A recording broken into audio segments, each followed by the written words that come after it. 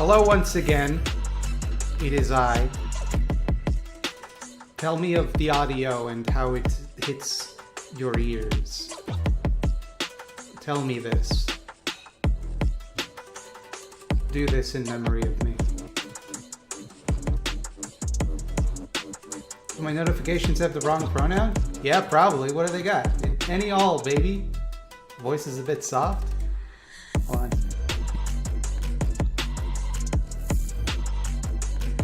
How about now? That's probably too loud. How about now? Music's too loud. I can handle that easily. Harden my voice? Okay. Hello. Soften the music? That I can't do. I can make it quieter.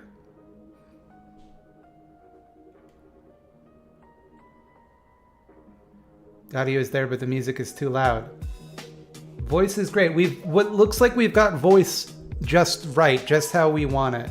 So we're 50% of the way there, it sounds like.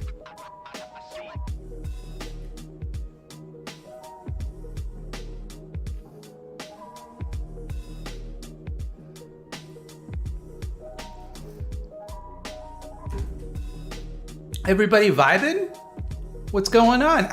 Man, let me tell you, my whole upper body hurts. They don't tell you this, right? But the gym in my building recently opened, and they don't tell you this when you start working out, but it hurts your whole body, like all of it.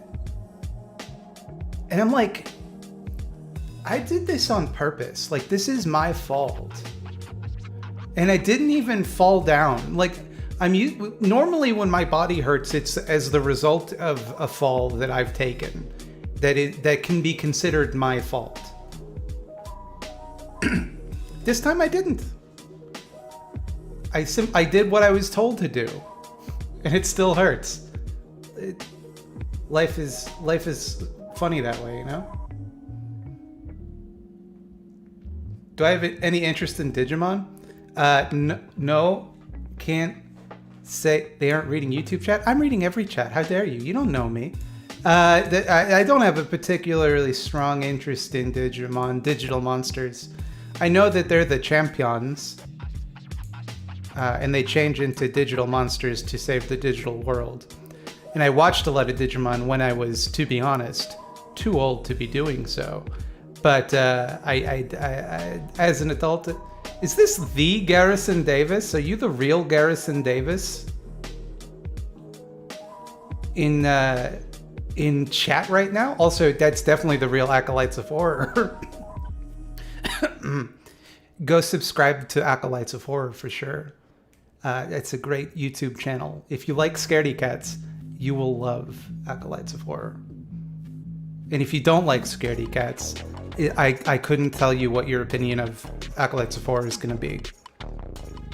I don't have a strong frame of reference for people that like my videos but don't like Scaredy Cats.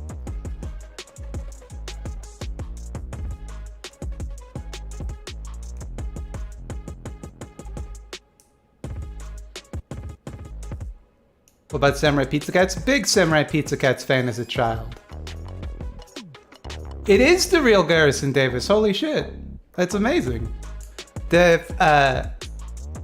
Garrison, you may know Garrison Davis on Twitter as the one that always says, ends every tweet with, "Ice must be destroyed." But I'm most familiar with them. Sorry, I'm not 100% sure on your pronouns, Garrison, but I recall you saying you were non-binary in a recent episode of Behind the Bastards. But that's where I'm most familiar with them. Where they do great work. And it's such a joy to hear someone hurt Robert's soul as he has hurt so many others.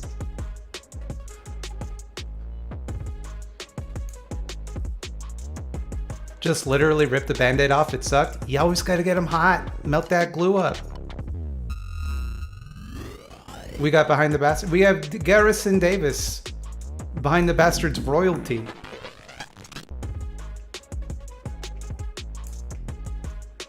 They, them gang. Got it. I will attempt my very best not to fuck it up. But I have the memory of a goldfish, so in the event that I do, please gently correct me.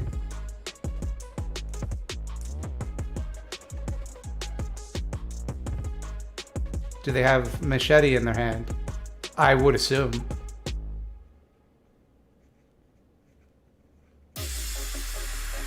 This emoji looks like an eggplant's butt.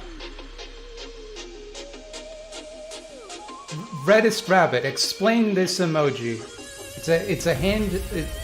On closer inspection, it is a hand snapping. But I thought it was like an eggplant from behind's butt. This music is so loud in my ear. I'm so sorry. I have to turn it down. I can turn it back up for you.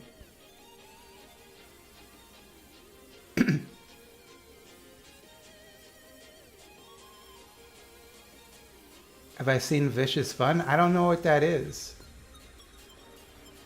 Makes hearts with the fingers. I know you're not the real Adam Warlock.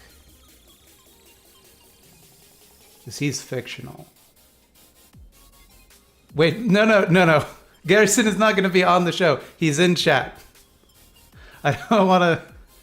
Let's not go starting rumors. I don't have that kind of pull. Have I seen The Hunt? That was the one that was supposedly about like evil liberals hunting MAGA people, but was just like politically kind of non-offensive to everybody. Is that one? I haven't seen it. I did watch, as I experience many movies, I did watch the Dead Meat review. Society review? There's nothing I can say about Society that hasn't been said. It's obviously one of the best possible ways for a movie to be. It's the wettest puppets that have ever been. So it's got that going for it. And it's fully based.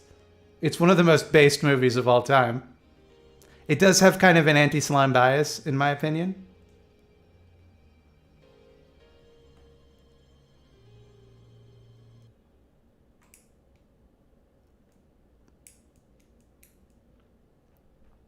The movie The Hunt has that lady in it that is the same character in every movie she's in. She's in a lot of like the American Horror Story shows and the ones like it. You know those ones? I came right in at wettest puppets. This is a constant concern of mine. Where I can find the wettest puppets. I once besmirched Reanimator 2's music video Move Your Dead Bones in this chat, and to this day it remains my deepest shame. Well, Husker Du, are you ready for your second greatest shame? Because that's from Reanimator 3. Reanimator 2 is Bride of Reanimator. Reanimator 3 is Beyond Reanimator, which is where that music video comes from. There is a little fruit fly that's getting all up in my business today. It's driving me up the wall. Donnie Darko or Ghoulies? Ghoulies, obviously. Do you like a kind of okay movie or one of the best movies ever made? Obviously, I like the Ghoulies. I leave it to you to make your own judgment. When I moisten my own puppets, I respect the artwork. That doesn't mean I can do it. It's when I paint your own Mona Lisa, like.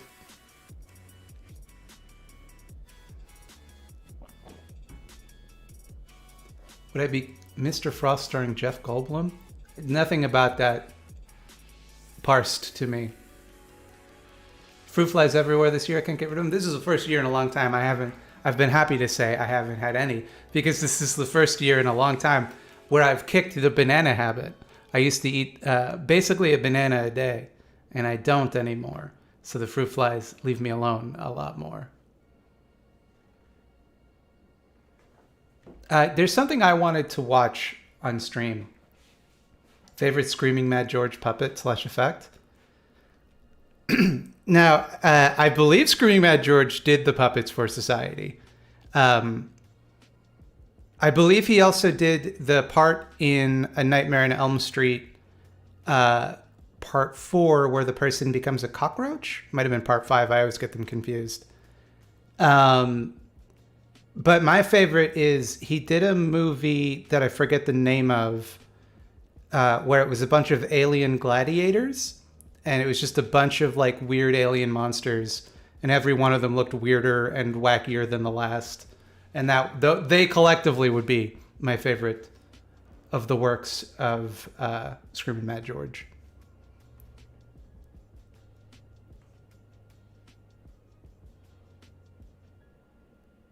My potassium? Don't you worry about my potassium, all right?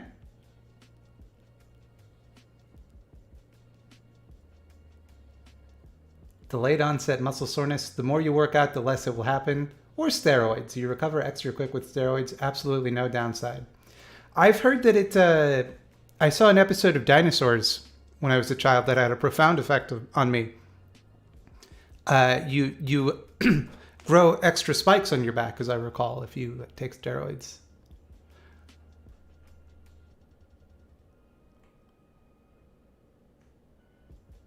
Potatoes have more potassium than bananas.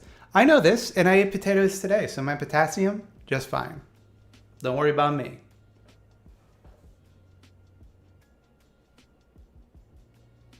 Potassium. That's K, for those of you that only know things by how they appear on the periodic table of elements.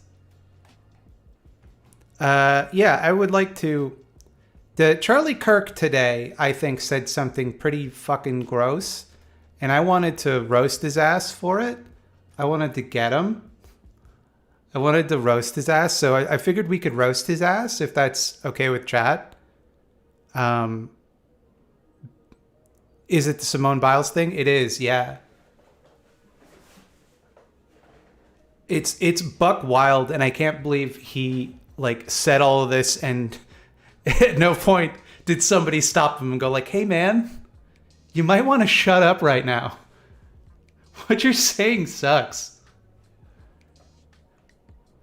Okay. Let me pull up.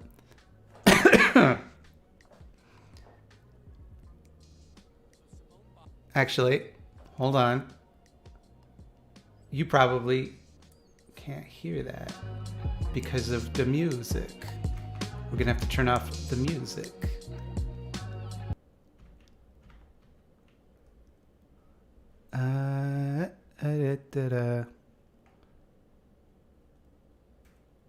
Biles, who's obviously a very talented gymnast, decided...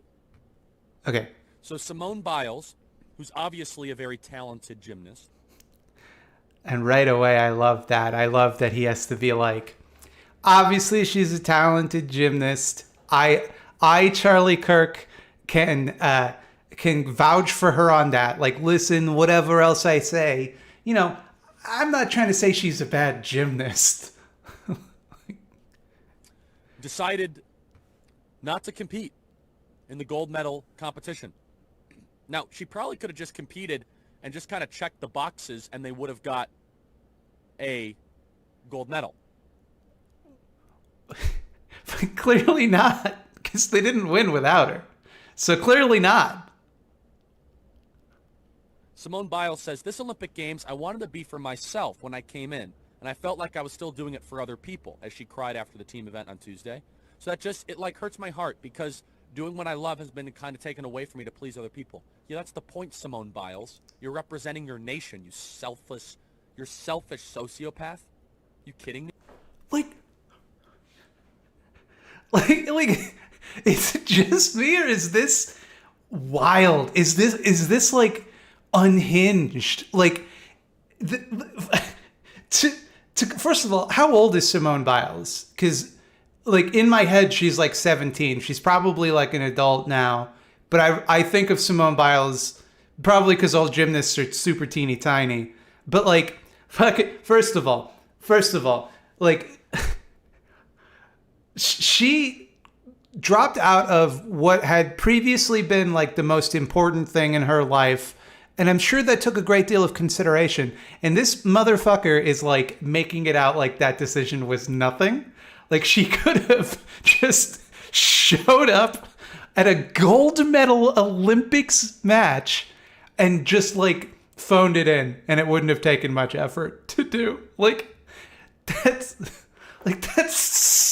such a wild thing to say. And then to call this, she's 24. Okay. In my point of view, still a child. But as we discussed last week, about below the age of 25, you're a child. The fact of the matter is that, like, she dropped out because she was having mental breakdowns. Like, this isn't a decision that she came to lightly. And he's criticizing that, like, she's saying, oh, it's something that I love that was taken away from me and monetized and made for other people. And he's like, oh, you should be representing your nation. What the fuck does it matter to you?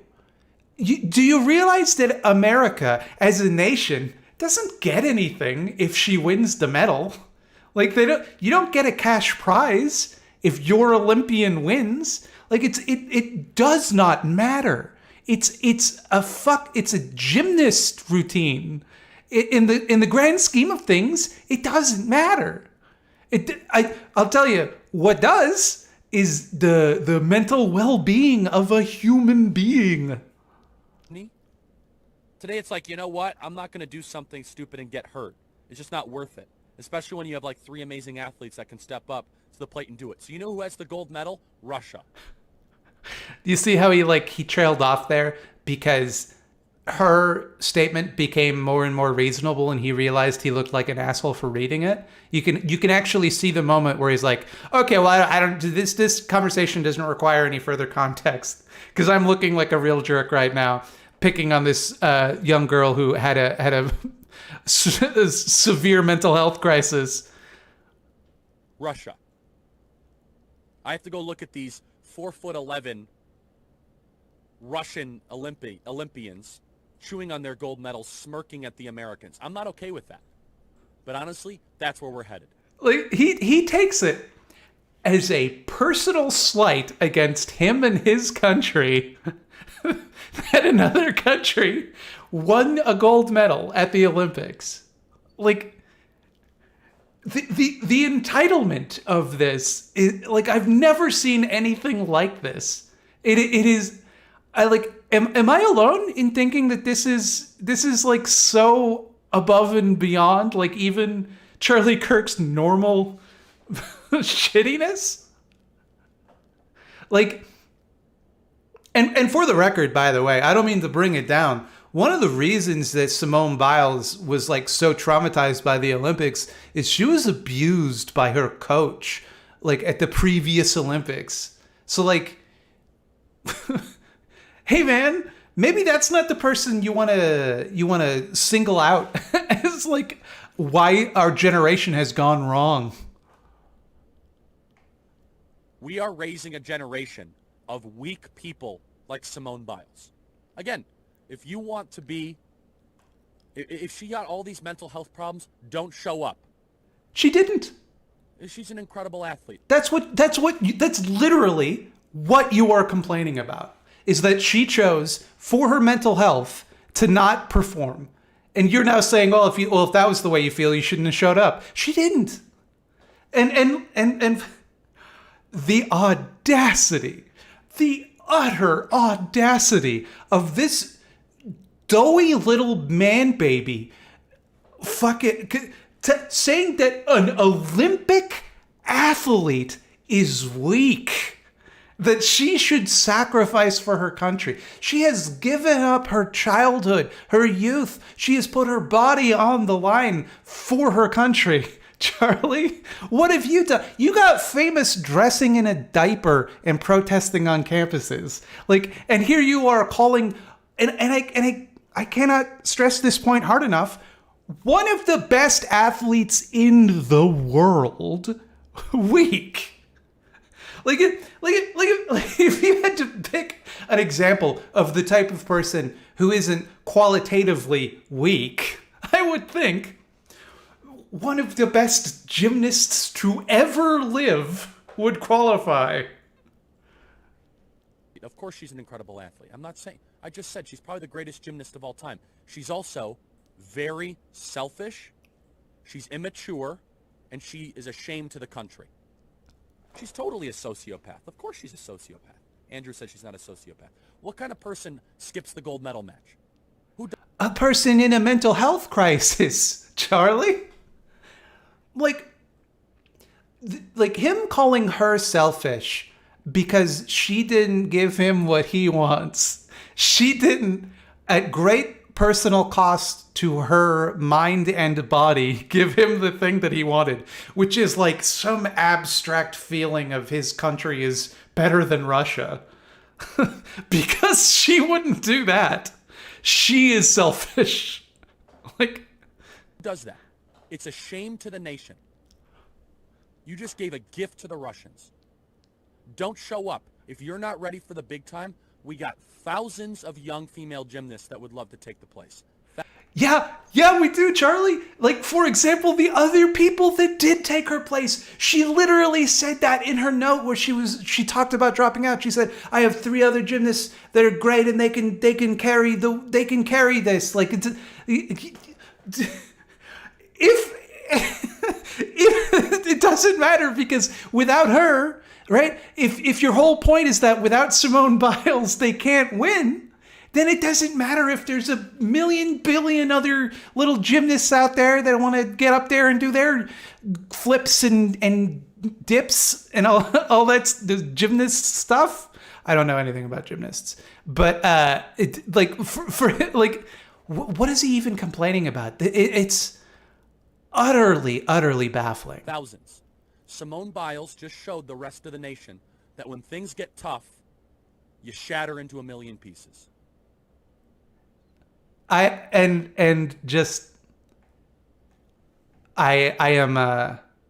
truly stunned.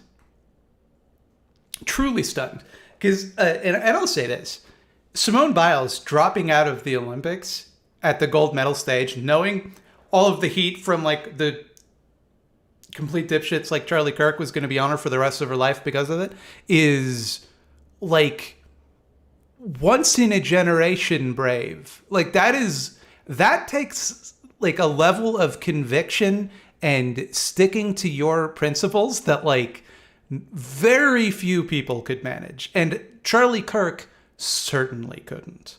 It is sickening to hear him demean her for it. And look, like the Olympics are terrible.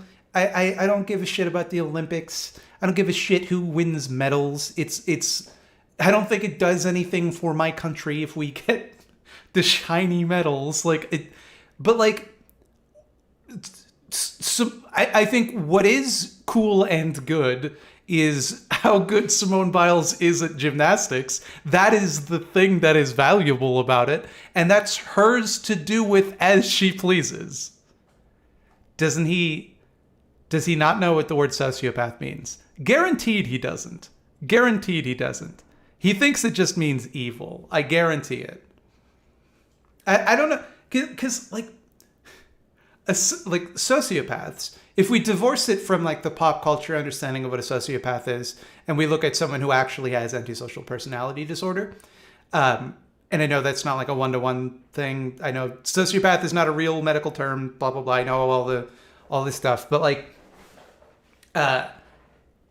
they're people that are very difficult to stress out is one of the key characteristics of a quote unquote psychopath or sociopath. So no, he doesn't know what it means. Or if he does, then he doesn't know what it entails.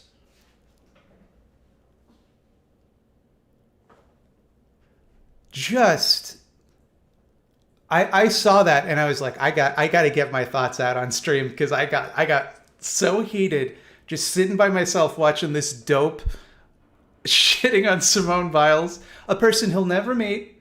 Charlie Kirk is a living argument for eugenics. Don't even say that as a joke.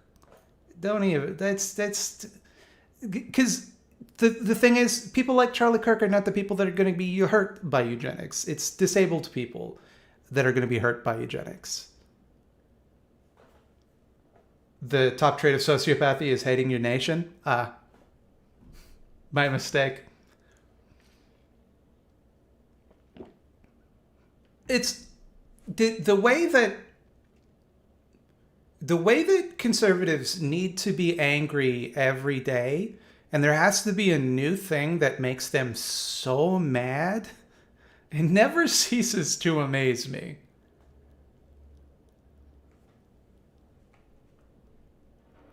Piers Morgan said some BS too. Oh, it's shocking.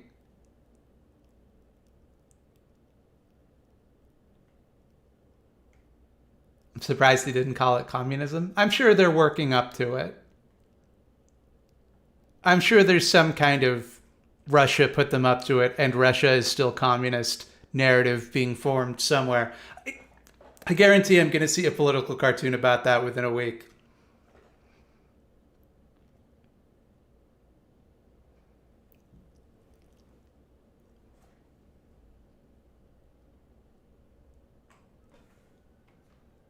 The top trait of sociopathy is choosing not to do gymnastics sometimes. All right, I'll put the music back on, and well, first I will adjust the volume so it doesn't blow out everybody's ears. I'll think ahead. It's still a bit too loud, in my opinion. Just unspeakably petty and cowardly. Why do these creeps have such huge followings? I genuinely, in his case, I don't know. It must be that like someone put a bunch of money into getting him an audience, is the only thing I can imagine. Because he's not charismatic. Someone like Steven Crowder, I hate his guts, but I can understand why conservatives watch him, because he has that like affable bully energy that they like. Speaking of athlete versus Monster Arena, Monster Arena was Mad George flick. Indeed it was.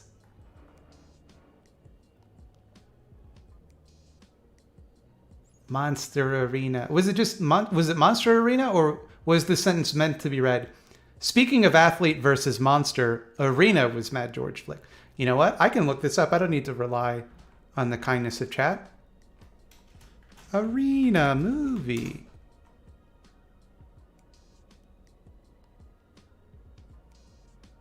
Yeah, it's just called Arena. It is just Arena. I looked it up. All on my own. I didn't need Simone Biles to do it for me. I looked it up on my own. Shapiro's still the worst of them all. But like, even Shapiro, I understand, like, I think he's terrible, and I agree with you, for the record. But I understand why people watch him, because he gives that like energy of I'm winning all the time. And you like to watch somebody who's winning in an argument. Even if he's not actually, but he just gives off the vibe that he is. It's all about vibes, baby. Steven Crowder is remarkably unfunny, though. I don't think they care. I'll tell you.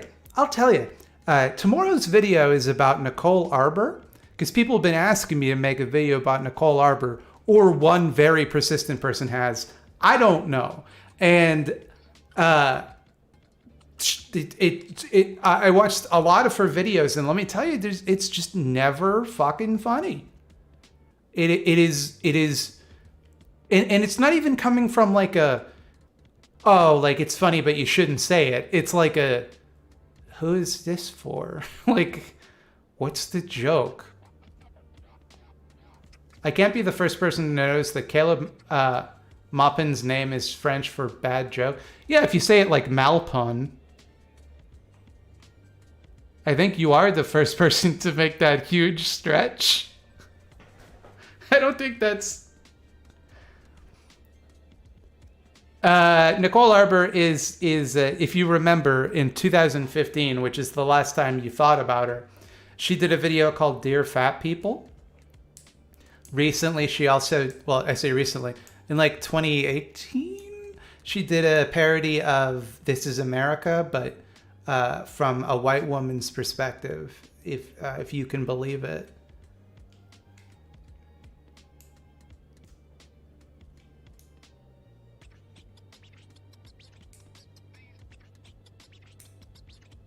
I'm certainly not the first person to make the huge stretch that Caleb Maupin's name sounds like French for Malpun. I feel like the other person who said it was. I think his name, to me, it sounds like Dauphin, like a little boy king.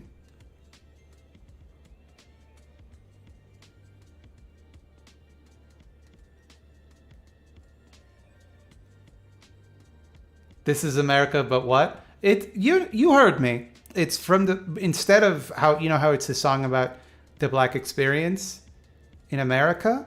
Well, what if a Canadian did a song about how it was that song, but it was for white women?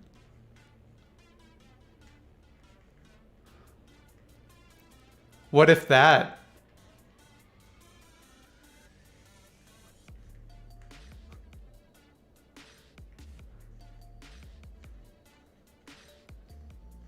Caleb mopping? No, Caleb's never done a day's work in his life. Hey man, if you want some uplifting news, Argentina just rolled out national ID cards for NB people. And I am assuming by context clues you mean non-binary and not non-black, which would be not great news. But that's cool. What does Argentina like to live in as a non-binary person, if you know? Because I don't know. I've never lived in Argentina. And at this point, I probably never will. Because I'm afraid that there's too many ex-Nazis there. The joke is that's where they all went after, allegedly, all the conspiracy theories. And I think some actual real things, I think some actually real Nazis did go to Argentina. A lot of them went to America as well. So I don't mean to single out Argentina, but like the conspiracy theory is always that Hitler escaped Argentina, or Brazil is the other place.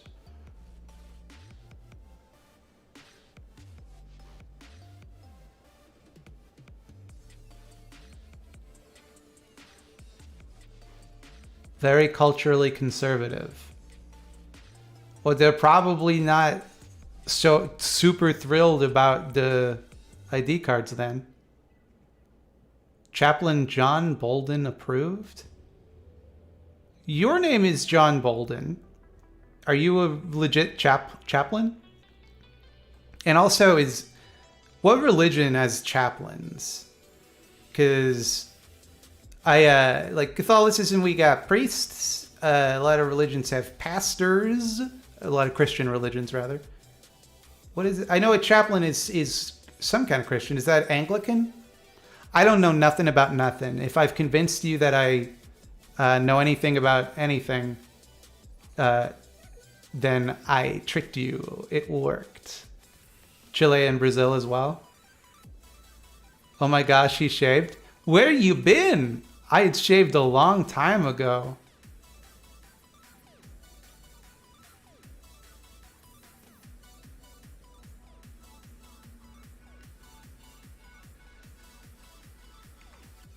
The Argentina thing is true. The president at the time thought that all the scientists would help the country get into the space race.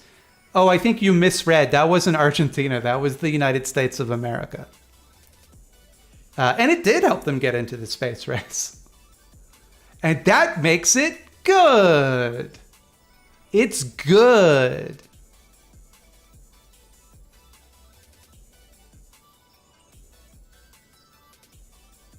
It's a prison military title. Oh. Like the guy who reads The Last Rites? And then the person who's on death row is like, he like coolly shrugs it off, and then right as they're about to flip the switch and execute them, he finishes his ritual and becomes a ghost or a demon of some kind. That happens in most of the movies I watch.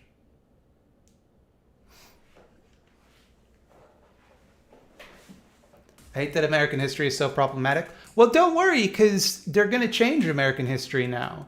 They're going to take out all the problematic stuff so that you can't learn about it anymore. And then you won't have to think about it anymore. So you're good.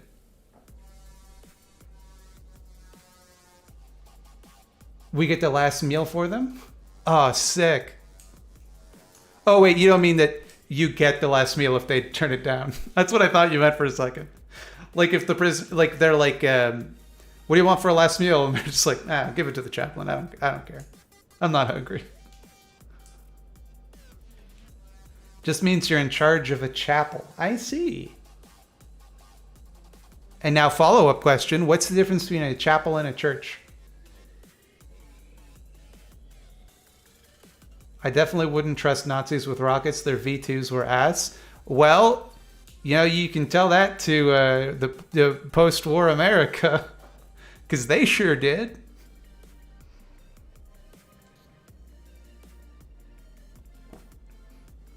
The whole idea of the last meal always struck me as a bit of insult to injury. Because I think, I don't know what it's like to be executed yet, but I feel like if someone offered, like, what do you want for your last meal? I'd be like, fuck you. Go fuck yourself. I don't want a favor from you, you know? But I think if I was actually in that situation, I'd be like, I do want, like, I don't know, what would it? This is the question. Most of the foods that I think I would most want are taken away from me as a vegan.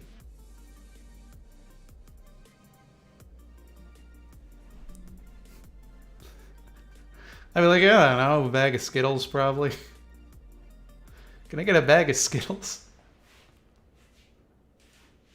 I'm just not. I'm not ruling it out. Cause I don't want to. Because here's the thing. If I say I don't know what it's like to get executed, and I don't specify that it could happen in the future, my anxiety brain says if I were a screenwriter, this would be foreshadowing the fact that he gets executed later. So I have to make it so that can't be it.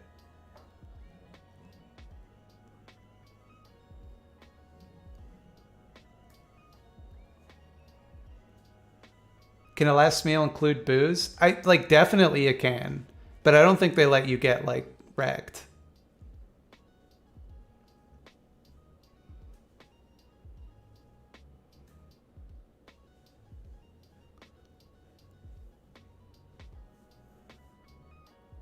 I would probably pick a large, it depends on how I'm being executed, I think. Because if it's via electric chair, I would like my last meal to be 5 pounds of C4. And then I would eat it, and then the minute they turned on the juice, the whole place would go up, baby.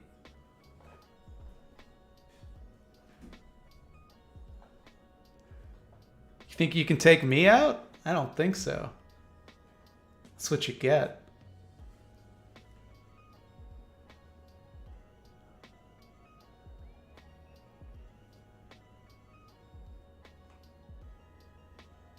We watched Blood Red Sky and maybe it changed my idea of a last meal. How could it possibly? There's no food in that movie, unless you want your last meal to be blood. What's my opinion on Slavoj Žižek? Okay. He's very funny. I find that a lot of the things he says with an authority that I don't understand where it comes from. And it's entirely possible that it comes from a place that, he's obviously a very educated man. He knows a lot about philosophy, but sometimes the way he applies that philosophy just sounds like nonsense to me. Like he seems to enjoy the academic exercise of coming up with a reason why everyone is wrong about something and then being able to argue it better than they can until they give up. That is my view of Slavoj Žižek. Who do you think will be the successor to Noam Chomsky? I don't think random guys get successors. Žižek is left-wing. Jordan Peterson changed my mind. I don't know if I agree.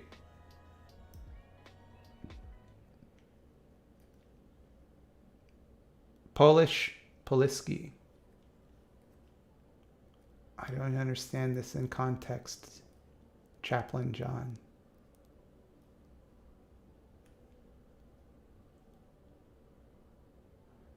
I don't know if Žižek is the Jordan Peterson of the left. I think you could... No, I don't want to start a discourse. Never mind. Smart debate people are the worst because they don't necessarily have good ideas, but they're very good at arguing in favor of their bad ideas. Yeah, that's just it, right? It's like, if I disagree with Žižek about something, and I often do, he once made a legitimate case for a red-brown alliance that I thought was like, are you fucking for real, dog? But I'm sure if he and I got into an argument about it, he'd demolish me. That doesn't mean he's right.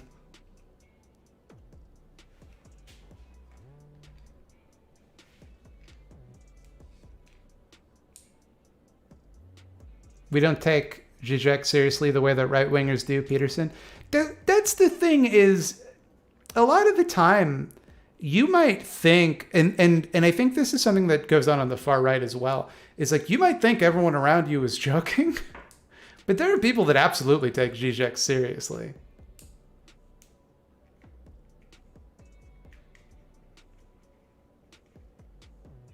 Do I like/respect any conservative commentators? Like the one who it's their job to be a conservative commentator? No. None that I can think of. I will do I like/respect any conservatives? Sure, probably. Mr. Rogers. I think he was a nice man. I have family members who are conservative, who I love.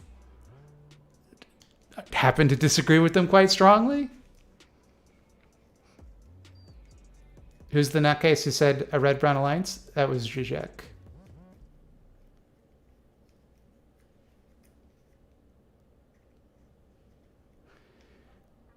Peterson tries to sell self-help. Žižek tries to sell self-destruction. I don't even think that's true either. Like, Žižek's main ideological project is, as far as I understand it, to convince people to believe that recognizing subtext in a movie is a superpower. It seems to be the core of Žižek's ideological project. Because he'll look at They Live and go like, well, if you think about it, this has a lot to say about class. And they're like, oh, I never would have figured that out without you, Žižek.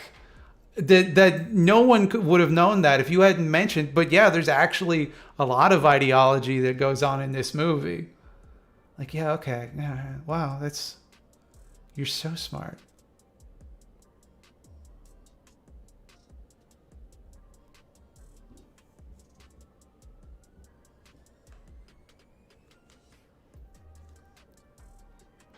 Oh, you were just making a joke about Žižek. Okay. I'm sorry for not getting the joke.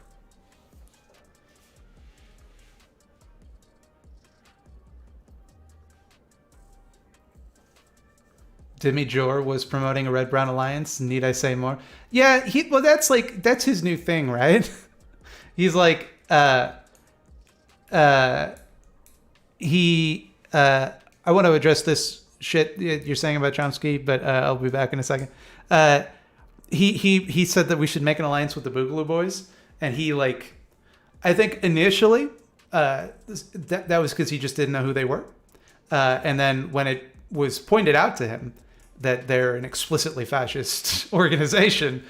He, rather than just admit he was talking out of his ass, he just doubled down so hard, and it changed the course of his entire career and outlook on the world. It has been a sight to behold. But as for Chomsky saying that we shouldn't believe refugees from the Khmer Rouge, and it was anti-Vietnam activism, when he said that, he did not know, and most people in the West didn't know, about the Khmer Rouge's greatest atrocities. And he has since apologized for that and said that he was wrong. So, yeah, he did it, and yeah, it's shitty, but I don't know what you expect him to do at this point other than apologize.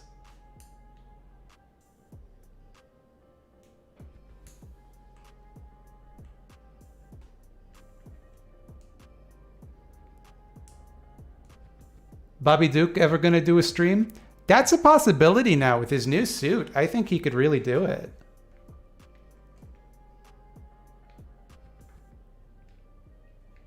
If you mix all colors, it's always going to come out brown in the end, or gray.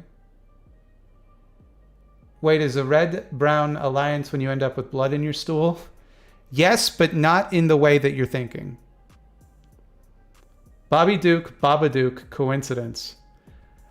Thanks for stopping by, James TVJ. I see that you're new here. Bobby Duke is a popular figure on my second channel, Scaredy Cats.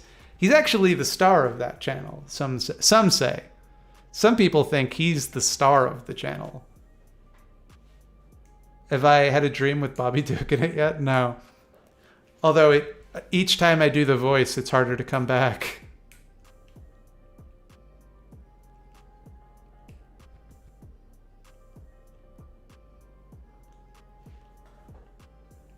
Hey, Thoughtslime, can I ask you a question? You may ask me exactly one question. Make it a good one. Bobby Duke is fun for short periods. Can't imagine a whole episode. Nor can I. I don't think that would ever happen. Maybe for April Fools. I don't know.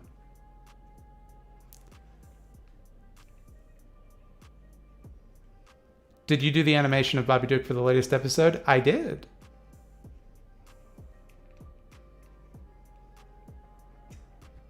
Imagine apologizing about being wrong about something.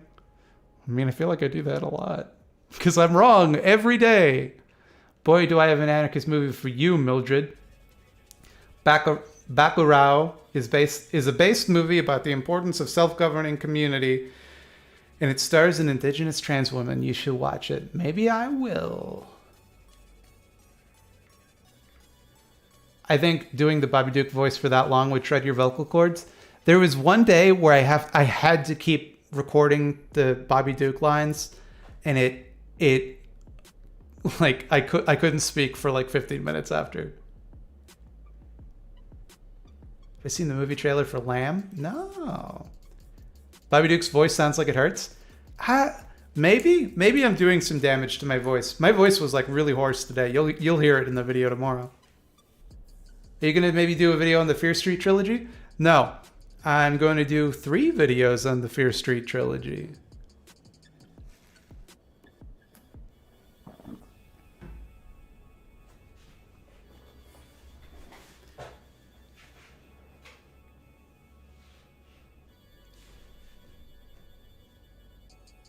Can you ever respond to Nick Fuentes' response vid on your vid? Might actually be constructive arguments in there rather than a boring circle jerk.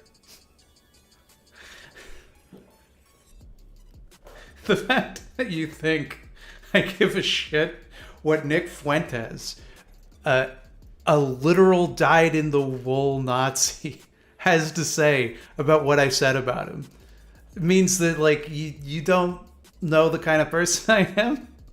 And I think maybe you should call your dad, because you're in a cult.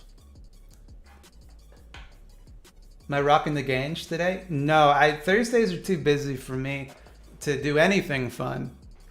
I not only have to film and edit a video, I then stream afterwards. And so after this, I am going to upload the video, do all the tags, fill out the Eyeball Zone master list, whatever that is. Set it to upload tomorrow. Schedule a tweet about it. Then I can write the script for the next Scaredy Cats video because they have to have that done for tomorrow because the sponsor needs it tomorrow. I am pretty new to your channel, but I really like the content I've seen from you. Keep up the good work, man. No, I'm only going to make bad videos now to spite you. Do I consider Matt a dead name? I do not. Call me whatever you want. Who cares? Thank you for asking, but no, it's fine. Whatever. What's the best way to pull someone out of the alt-right pipeline? My boyfriend is a liberal, and it's really annoying to talk to him about politics. Every time I show him some leftist thing, he just brings up some reactionary talking point, and I don't know how to counter it. I think my point of view on this is always that if you want to convince someone of your position, the best thing you can do is not present it as though you know better than them. If you can find a way to position it in such a way that it makes him feel smart for listening to you, then I think that would be the way to do it. Nick could have said that he responded to a literal commie fascist, but he responded. His response legitimately debunked everything he said. The thing is, I don't know how you can debunk the fact that I was like, he said this. Here's the video of him saying this. And the fact of the matter is, he would never do that. He would never say, I'm not going to respond to a commie or whatever, because he doesn't have principles. None of them do. So I do. I'm not going to give him more time of my life. The whole point of the video was that you shouldn't listen to this dipshit. I'm not going to go and extend good faith to him.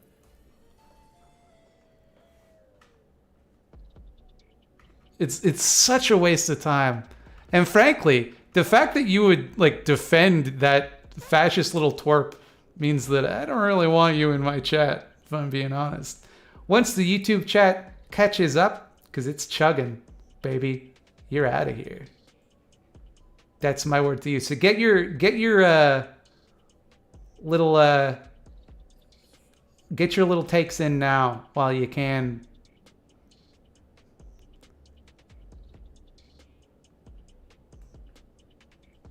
Oh wait.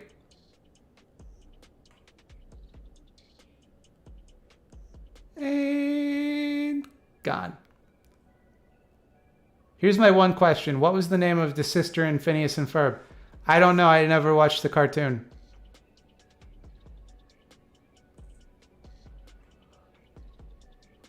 I was too old when it came out.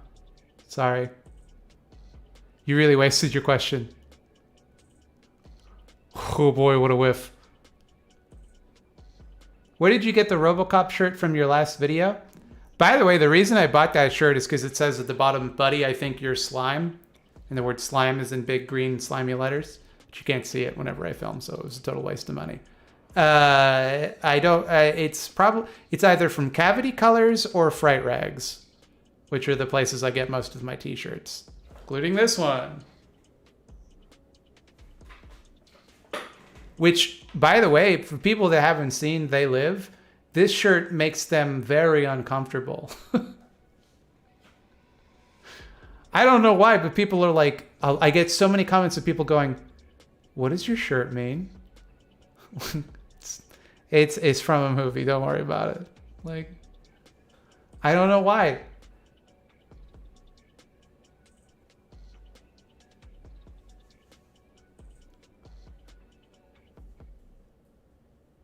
Do I think there's a rise in the popularity of ooze? No, because real workers hate slime and they're working to get out of slime.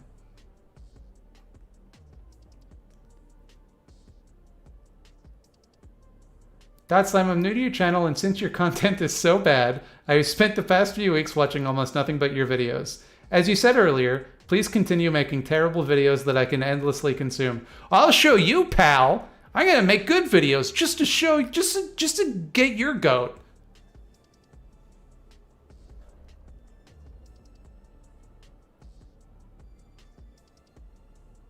When you're doing Scaredy Cats, are you Mildred instead of Mildred? It's Mildred.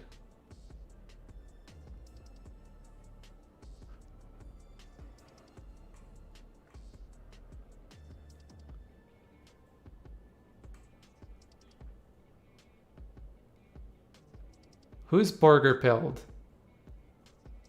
Who's based in Burger Pilled?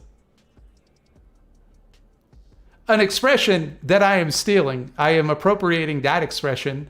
I'm taking it. It belongs to me now. It's my intellectual property. I am copywriting it as we speak.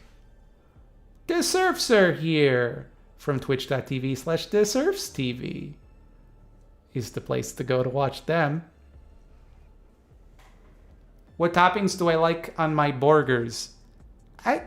Why are you interested in this? Let's say that I spent the next couple minutes explaining to you what I like to eat on my hamburgers. Would you be like, oh, okay. Pickles, got it. Okay. Like, no, you don't care. You just wanted to have a thing to say. It's fine. We all get to say stuff sometimes. I like whatever causes the waitstaff to have to do the least. So they just bring it out. Whatever they bring me, I will eat and not complain. If they bring me the exact wrong dish, I will just eat it like a good boy, and just live with the consequences.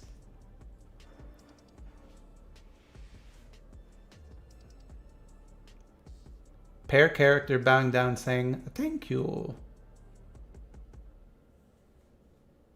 I love this channel. Had a pretty heavy day, and my housing situation now is super sketchy. Thanks for helping me relax, Mildred. Oh, I'm glad you're here after we watched the Charlie Kirk Twitter video, because that probably would have sent your blood pressure even higher. I actually care about what you eat on your burgers. Listen, I'll say it for the record. I will state. Ketchup, mustard, relish. Not all of these at once. I'm just naming some things that I like on hamburgers.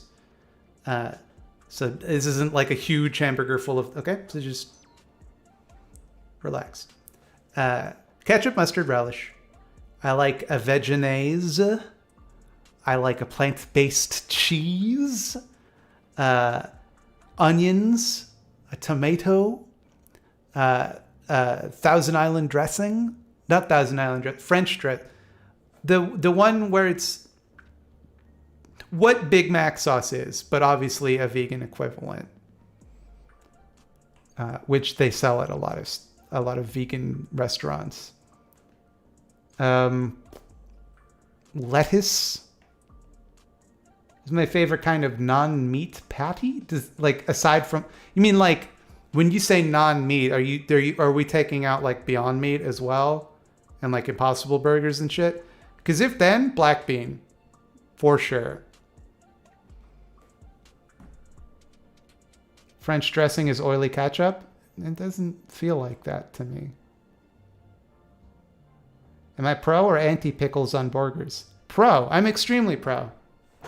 And here's the thing. I think most people would be. They just don't give themselves the chance to be.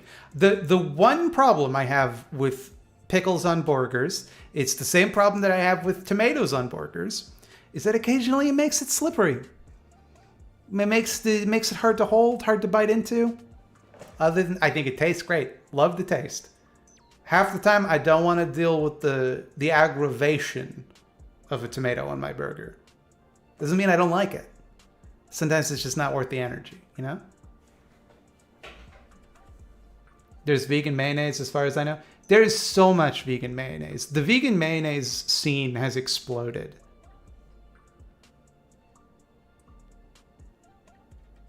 Thanks for the awesome content. I assume you're referring to Burger Chat. Should the toppings be above the patty or below?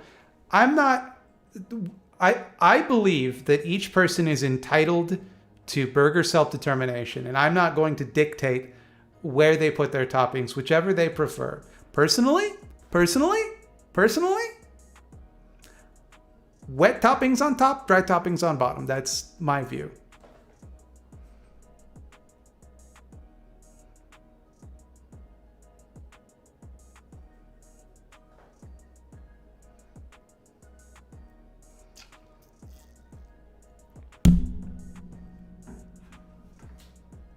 Was Pinhead the antagonist of Hellraiser 1, or was that a later thing? Pinhead, I wouldn't say that Pinhead was the antagonist of Hellraiser 1. He was in it. He was an antagonist in the film. I would say that Frank is the main antagonist of Hellraiser 1. And Frank's partner, whose name escapes me at the moment.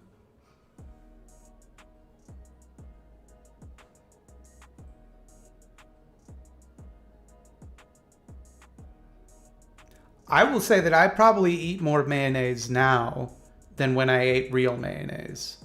I think I genuinely, at this point, if I went back to the dark path, if I ate of the forbidden flesh, I still don't think I would eat real mayonnaise. Burger toppings often fail to take into account the cost of structural integrity. I agree. I agree with this. You need stabilizing toppings. Favorite vegan dessert? I'm not a big dessert person. This is the thing. I don't really need sweet foods in my life.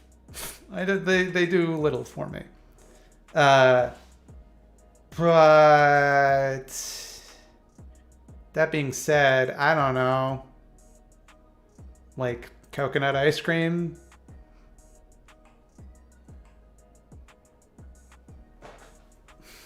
Bananas.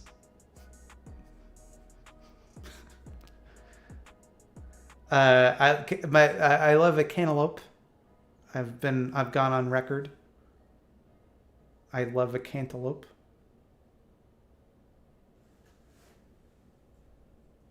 Look for vegan Thousand Island. You simply get vegan French dressing. Well, all French dressing is typically vegan. Mixed out with a little bit of vegan mayo, you got yourself vegan Long Island dressing, baby. Then if you really want to go the extra mile, you add a little bit of sugar, some rice vinegar, some finely chopped onions and pickle. That's Big Mac sauce.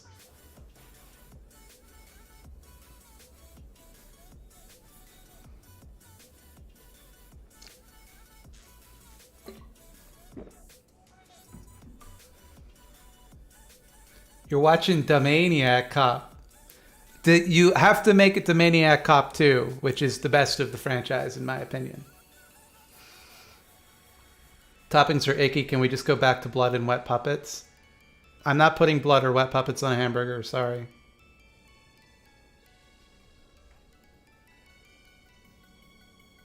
Opinion on butts, also hands. I'm against both. But you also have a butt and hands. Oh, I'm sorry. And yet you live under capitalism. You know, come on. Welcome, Kevin Logan Raiders. Hello. I'm Thought Slime. What I do is mostly videos about slime, feces, genitalia, and other things typically considered ugly. How's the skateboarding going? I don't know. I ride my skateboard around. It's fun. I ride it everywhere. Someone recognized me today. They were yelling out Mildred. And I was like, it sounds like someone is yelling, but it doesn't sound like they're yelling at me. And then I realized they're yelling Mildred. And so I gave them like a, hey, one of those, hey, you're too far away for me to go say hi.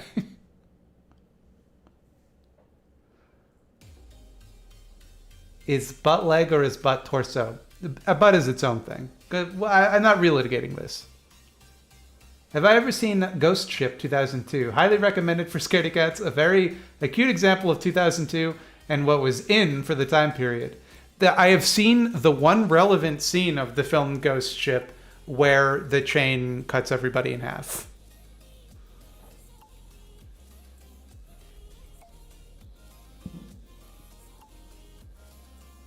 Oh, Wayward Historian, thank you so much for the gift subs.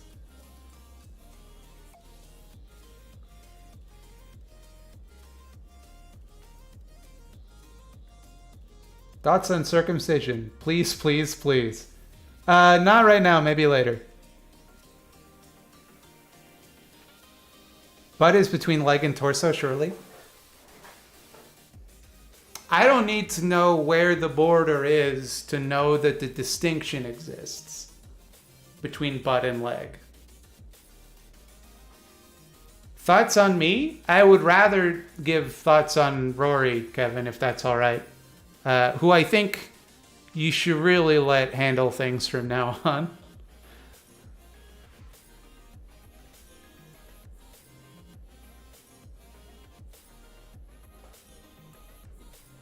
I thought the channel was about covering bad ideas and refuting them, and those were the thoughts, Slime, and not your thoughts. No, you've been misled. The joke of the title was meant to be that, boy, this guy's thoughts, a bunch of slime over there. And then everyone who disliked me could go, wow, what an accurate name. Thought Slime. Yeah, that sounds about right. Because that's what growing up on Something Awful, that everyone who hated Something Awful would be like, wow, it really is something awful. And that never stops being funny to me. That people think that that's a solid burn. Like you're making my joke to me and thinking you're burning me. Real question, thoughts on third worldism? I think it fucking sucks. To be honest. Like, support for the Global South? Absolutely. Do I think that the Global North is going to be the tip of a revolutionary vanguard? Globally speaking, no. But the idea that, like, the only meaningful struggle is in places of greater exploitation, I think is misguided.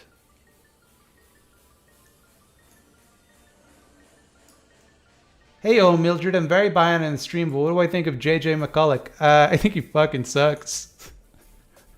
Well, that's not fair. The last I heard of JJ McCulloch, I know he's kind of reinvented himself as a video essayist, and maybe he's changed in the intervening like 5 years. But he used to be a political cartoonist, and he had some real chud-ass takes. Just a real, like, he was the only chud Canadian political cartoonists, and also his cartoons were hideous. But I don't know if maybe he's changed his ways.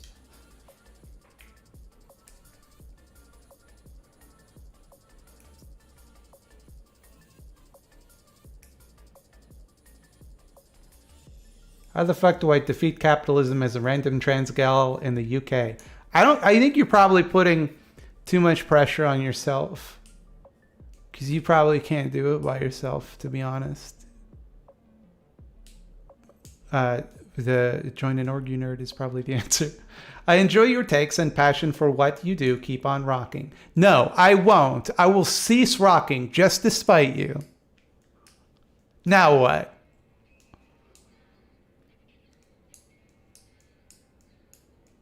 I only just recently found JJ McCullough's channel.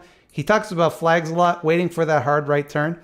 I think, though, that like the difference is that like Canadian conservatives don't delight in annoying people like American conservatives do. So you might never get a political opinion out of him, which is the real shit.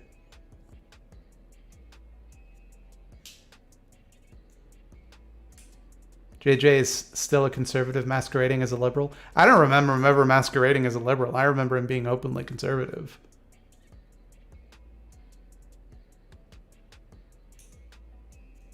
Can I do a video on the Irvings in New Brunswick? They are for real Canadian oligarchs who own all print media in the province. I'm very familiar with the Irvings. The gas station I worked in that had a Pizza Hut in it.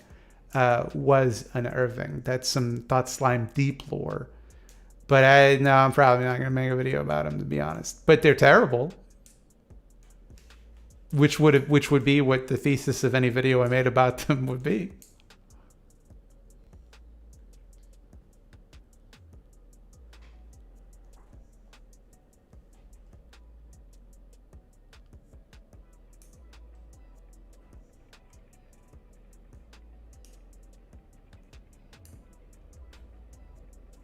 I'm guessing Peterson is the exception to the rule. Peterson, the thing with him is like he's paid to spout his political opinions, and he probably, if you had met him before he got famous, his politics would probably never come up. That's the thing. He would have all those vile beliefs. You would just never bring them up in conversation. And if you brought up your beliefs, he would just change the subject.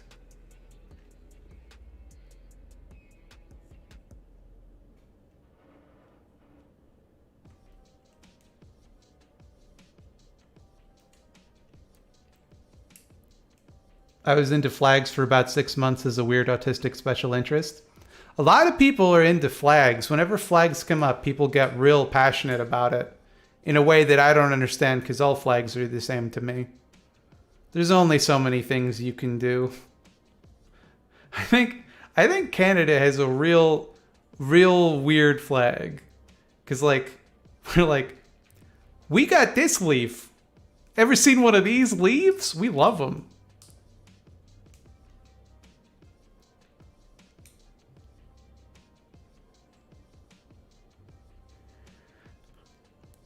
Any media with leftist messaging / content to recommend that aren't super popular, give us those deep cuts. You know, I should do something like that on my channel. There's an idea. Hey, Dot Slime, will you do my social studies homework for me? Absolutely, so long as you don't care about how your teacher receives that work, what grade you get, I am happy to do it for you.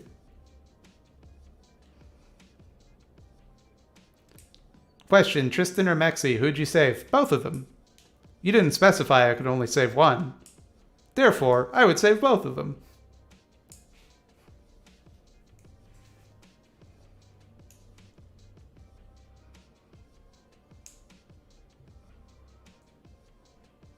As a pyromaniac, I love flags. I'm just picturing a pyromaniac who, like, dutifully hangs up a bunch of flags. Doesn't burn them. Just a wholesome tweet. How do we get people out of the liberal mind prison? Your guess is as good as mine. I've been trying to do it for like 5 years.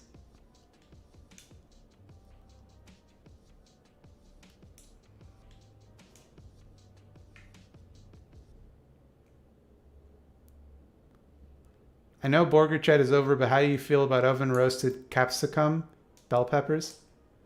They're good. They're good. I don't know what to tell you. I like a roasted pepper. I like a stuffed pepper, especially. You got me out of the libertarian supermax. But I feel like that's a hop, skip, and a jump, because nobody stays a libertarian for very long, to be honest. Like, I didn't get you out of being a libertarian. Growing up got you out of being a libertarian.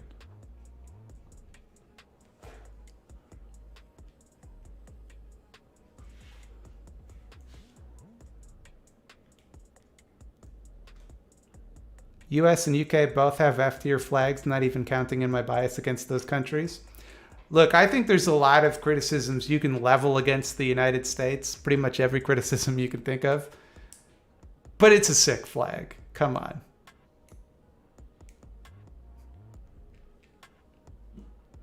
UK flag is better than the US flag, to be honest. I disagree. It's just a butthole. Too many stars to draw properly? Yeah, I mean, you know, it's hard to draw. No one can deny that. If we're going by what flag is the easiest to draw, Japan wins.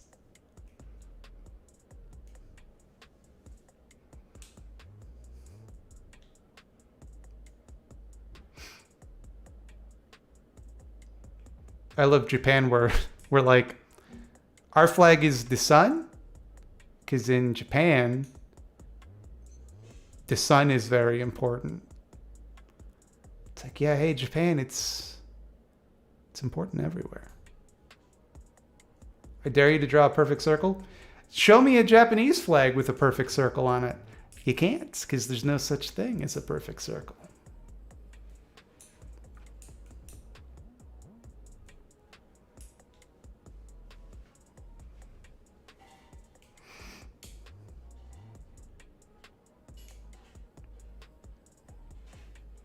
Swiss flag is easiest. Go ahead. Go ahead, make the joke. Go ahead. No one ever brings up the Swiss flag except to make the same joke. Go for it.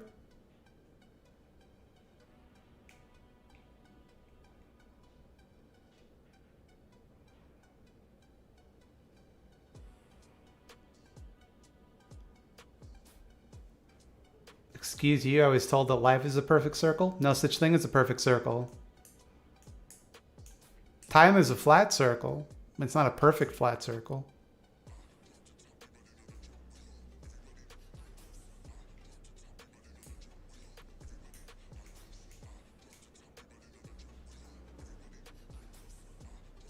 It's a big plus. Yes, that is the joke. Your flag is a leaf? I'm not going to bat for the Canadian flag.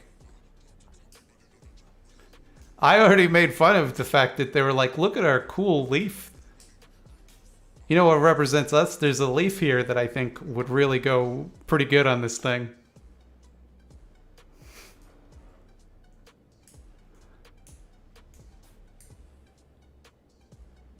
Although I will say, if you've ever seen the alternate designs that we're going to go with for the Canadian flag, they made the right choice.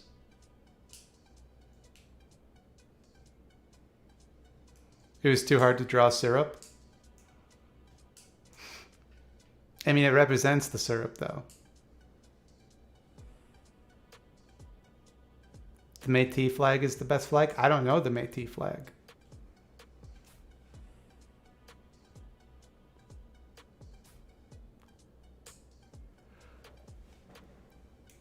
My favorite is...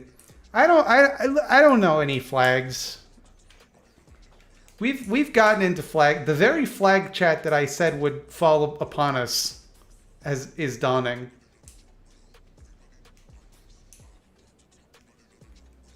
It's a tasty leaf, though. You shouldn't eat maple leaves.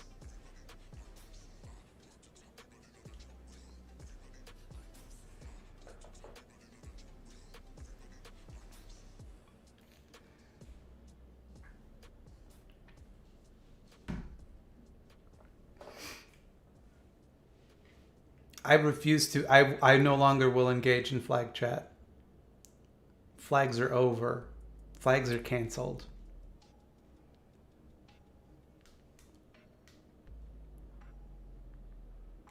I'm joining the Flag Smashers, the villains from the hit television program Captain America and the Falcon's Winter Soldier Man.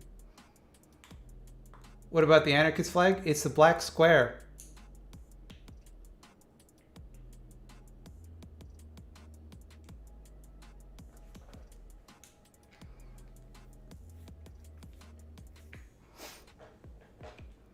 Black and red, though? What black square?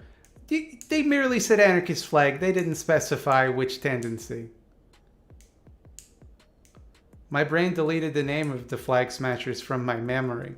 That name? So in the comics, the redheaded lady is a supervillain named Flag Smasher, and also a man who is an extremely based supervillain / anti-villain who is the occasional ally of Captain America.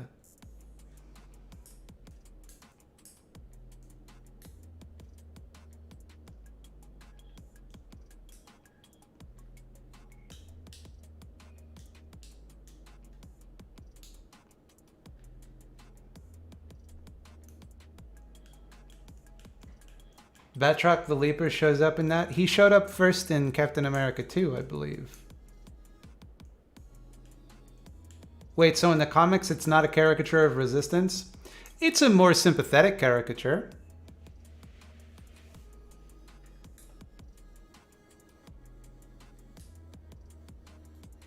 Starting an initiative to replace Edgy and Edgelord with Diaperhead.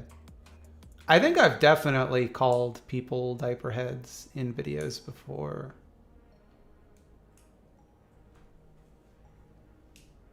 I just find diaper to be such an incredibly funny word.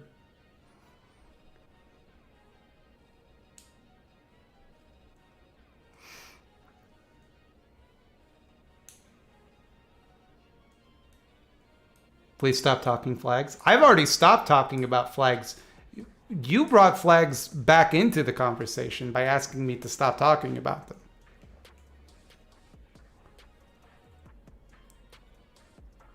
Dots on teeth, but also the weird skin folds on the top of your toes. I'm against both. Get diped? Based in diped pills. Diaper goblins, that's right. Diaper goblins is the Thought Slime Ridge. Worst tasting medication? That's a good question. I remember as a kid, I would always throw up if I had to drink Benylin. I don't know. I had some horse pills that I had to take the last time I had to take medication, like an unusual medication. Like I take medication for depression and anxiety, but this was like antibiotics. Spironolactone, 100% the worst tasting med I've ever had. I thought you could get that injected. Am I mistaken? Am I thinking of something else?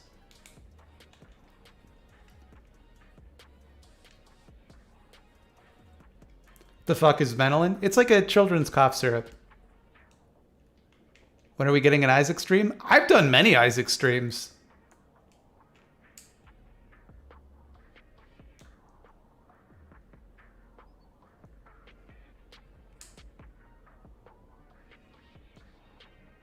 Horse pills, TF? It's an expression meaning a very large pill. That you'd have to be a horse to eat. Mildred, your automod is the worst? My automod works hard. I'll thank you to pay respect.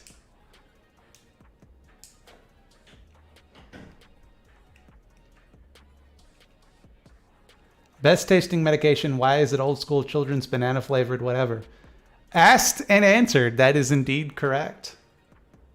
I friggin' love artificial banana flavored medicines. Or at least I did when I was a kid. You can't really get them that much as an adult. But I still crave it sometimes.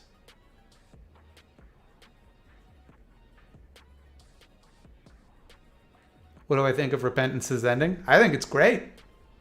I think it recontextualizes the whole thing. I think it's great. Who plays me in Thought Slime the movie? I do.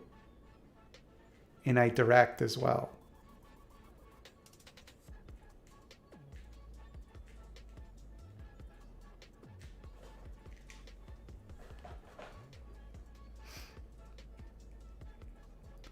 The only actor anyone's ever told me I look like... There's two, actually.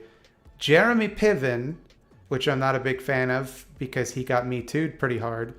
And weirdly, when I was younger, people would tell me I looked like Jake Gyllenhaal. And every time I say that, people are like, yeah, you wish, pal. And I'm like, it's what they said. I'm not saying that they're right, merely that people have said it to me, not that I believe it. Any thoughts on relationship anarchy? Isn't it just polyamory?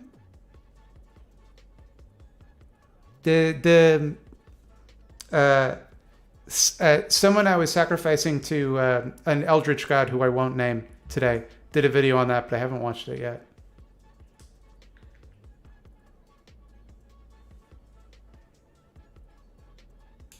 I think you're a thinner and younger Kevin Heffernan.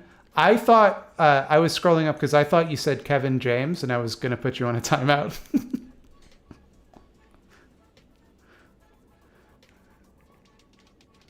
Who plays me in Eyeball Zone, the movie? I would say probably Randy Quaid.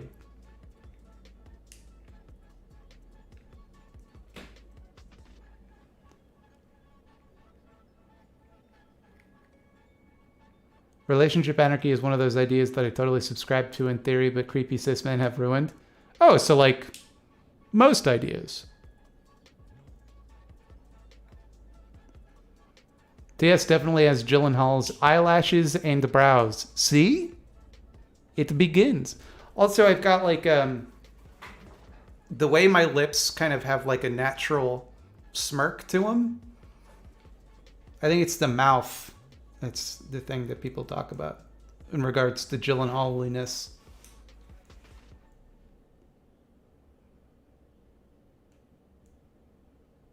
I prefer the just chatting streams to the other ones, partially just because they're slower. I think it's like I always want to like put variety on the streams and do different stuff. But I think I have to accept that people just prefer the just chatting streams. My favorite and least favorite type of dog. Okay, let's get into it. Let's get into it. Let's go there. Favorite kind of dog? Jack Russell Terrier. Easy. Easiest choice of my life. Second favorite? Husky. Now, least favorite. I don't know the name of them. But those dogs that got teddy bear faces and real curly hair, don't like petting them. Don't like the way their fur feels. They're good boys. I just don't enjoy the sensation of their fur.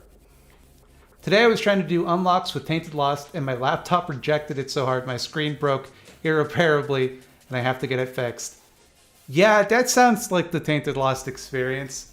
If it makes you feel better, I had an experience where, and this isn't obviously as bad because it's a much easier character, but I was trying to do true ending with Kane, and I had the knife to kill the true boss of the game, or the alt path boss, I should say, not true ending, alt path.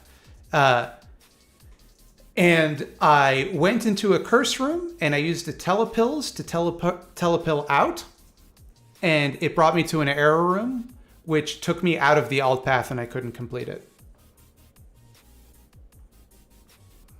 It was one of the most frustrating things that's ever happened to me in a video game. I was quite mad. They're not corgis. They got curly fur.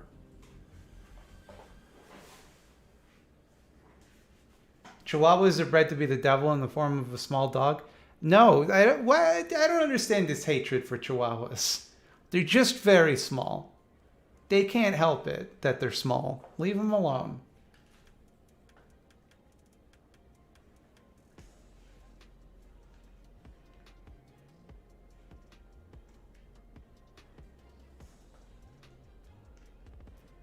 TS, who are you going to main in the Nickelodeon fighting game? Probably Crumb from Real Monsters would be my main.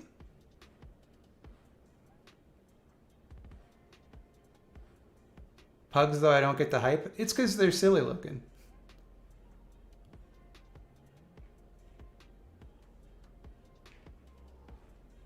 Chihuahuas get a bad rap because a lot of them are imported from Mexico and have major behavioral issues that their owners don't work on. Yeah, and also, like, people are like, oh, they're yappy. Yeah, because they're scared. Because they're real small. And they're surrounded by animals that are much bigger. They have to worry about getting stepped on all the time.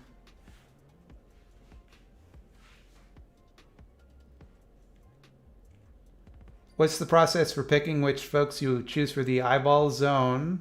Don't know what that means. I haven't submitted because I don't have anything, but I'm curious because I'm a teacher and my email is swamped and I can't imagine what yours looks like.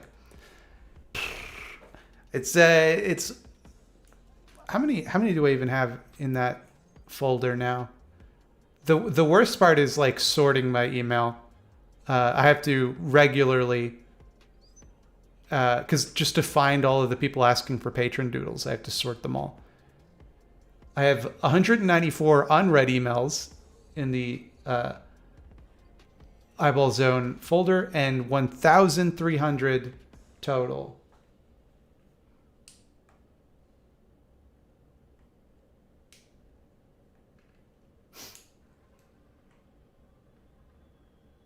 Good choice. I'd go with Inspector Gadget. Is Inspector Gadget even a Nickelodeon property?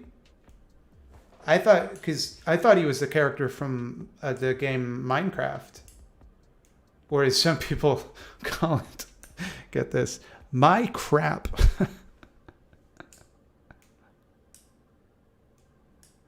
They love playing with brown blocks in my crap.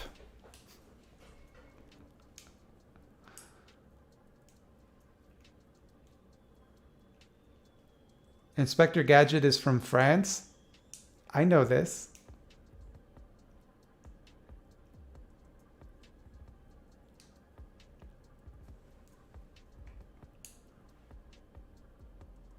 Anyone not meaning Nigel Thornberry is wrong? That's a good point. I still want to go with Crumb. Deke is Inspector Gadget? Yeah, but Deke isn't still around.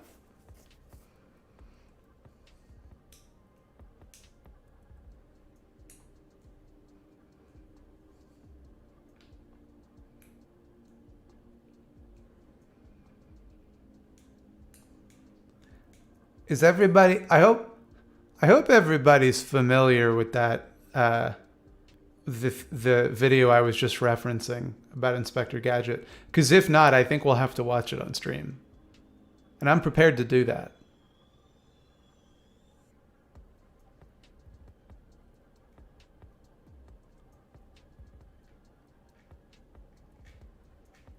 Yes, please. What's the video? Okay. All right. This stream just got weird.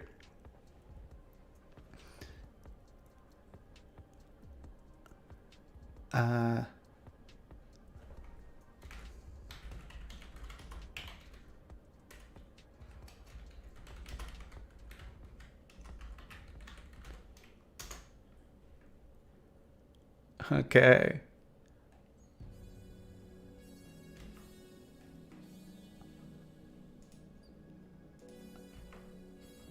We are doing this now. Why does Thought Slime look like a Coomer? I think you should probably concern yourself less with which people do and do not ejaculate. Would be my advice to you. My unsolicited advice. Okay.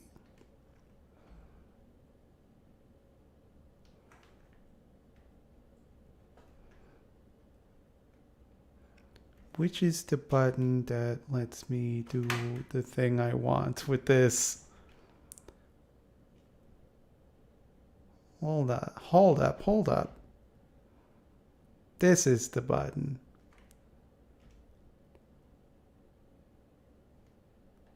Okay, I am so ready for this. The working class doesn't like vibes? I don't know about that. Welcome to the best video on the internet. Oh, hold on. We gotta turn the volume way up. We gotta crank this shit. Get the aux cable. Okay. I don't know what the block does, do you? I don't know. I don't know. Hey everybody, I'm here with my good friend Inspector Gadget. How you doing, Inspector Gadget? I'm having a lot of fun. So you want to do some reviews, Inspector Gadget? I'm better than you are, so I should do the review. Okay. All right. Well, Inspector Gadget's gonna do the. It's okay. Gadget, famously arrogant character. He's always thinking he's better than people. Loving him. Love it. Review. You can shut up now. I'm always on duty. Do you have that game Minecraft? Penny was telling me she was. He put this on the website on purpose. Louder? If it was quiet, I will gladly start from the beginning. What in God's name is this? So, if you're familiar with the Angry Video Game Nerd, this is the Angry Video Game Nerd's his best friend and sidekick, Mike Matei, doing a video where he's I think it was because the angry video game nerd James Rolfe was having a baby, or his wife was, and he was out, so he couldn't do a video that week. So Mike Matei was like, "Don't worry, I got this. I have just the thing," and he made this, and it's so good. Playing it on her computer book. Let's play Minecraft. It's too loud. Well, I have Minecraft. I think that's probably what you're talking about.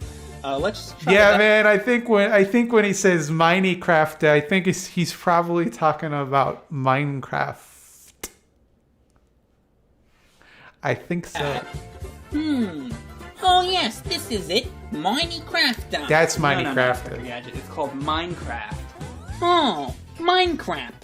I cannot wait to play Minecraft. Do you know what my favorite thing to do is in Minecraft? What is I it, love Gadget? building bricks with Minecraft. Building bricks with Minecraft is the best. It's so good. It's so good. It. You just came in without context? Trust me, no context is gonna make it better.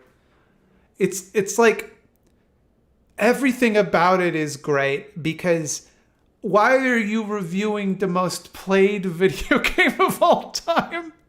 Like, even at the time, I don't remember exactly when this came out. Holy shit, this is back up on an official Cinemassacre channel? I don't remember exactly when this came out.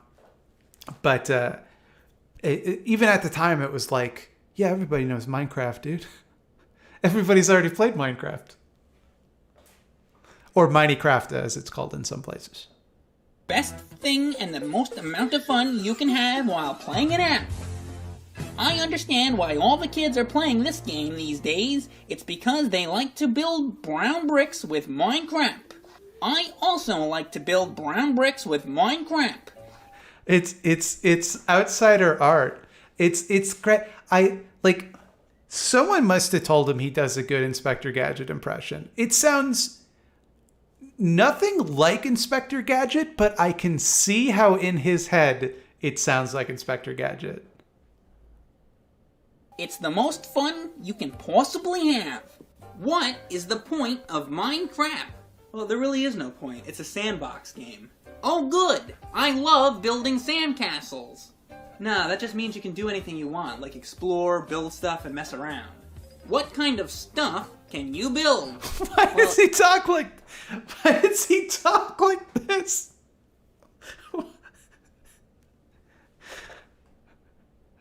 Anything, really. Like, there's one guy that built a scale model of the Starship Enterprise. My deduction skills as a detective tell me he has quite possibly never had sex. Come on, Inspector Gadget. It's about... Like, how dare you? How dare you?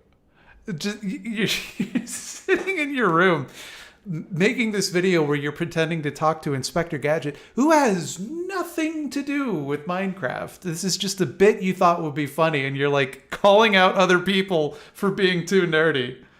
It's like, come on. And like, Inspector Gadget doesn't have a New York accent. I don't understand that one bit. He's not a Babadook.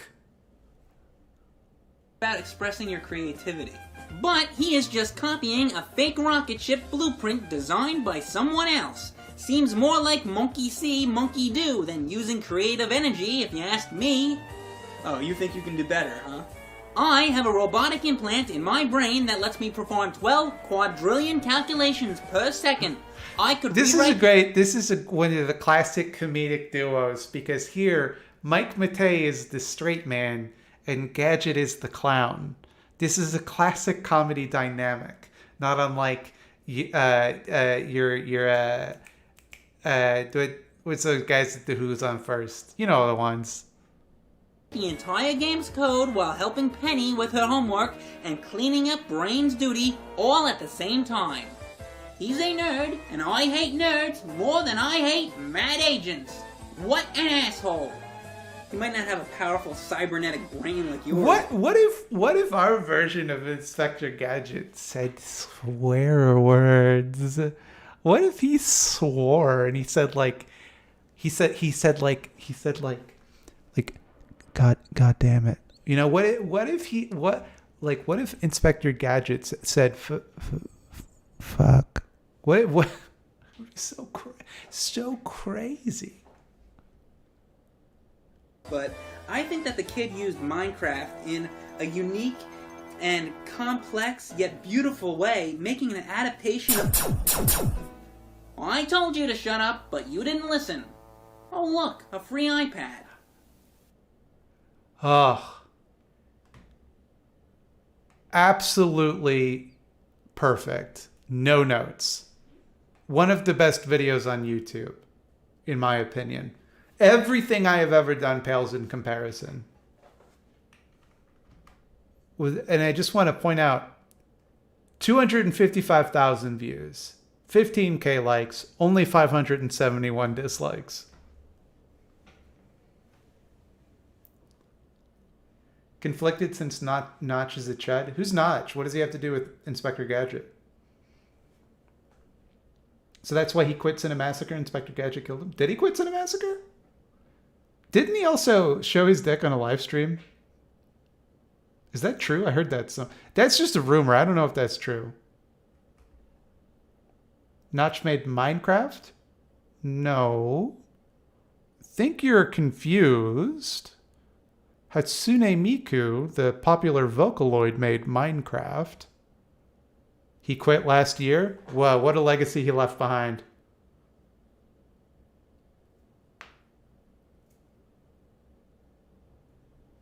He posted a dick pic to Reddit or some board.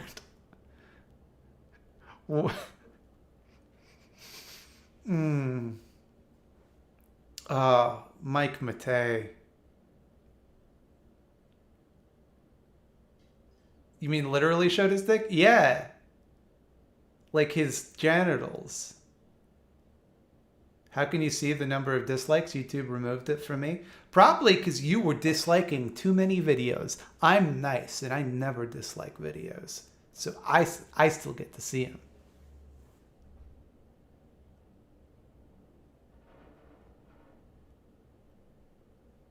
Hatsune Miku was most of the way done making the Harry Potter series when she was inspired to rip off Infiniminer and produce Minecraft. Yeah, I think it's still pretty impressive that in the middle of all of that, she made Five Nights at Freddy's, the Factorio, RimWorld, every single thing ever produced by Blizzard or Activision.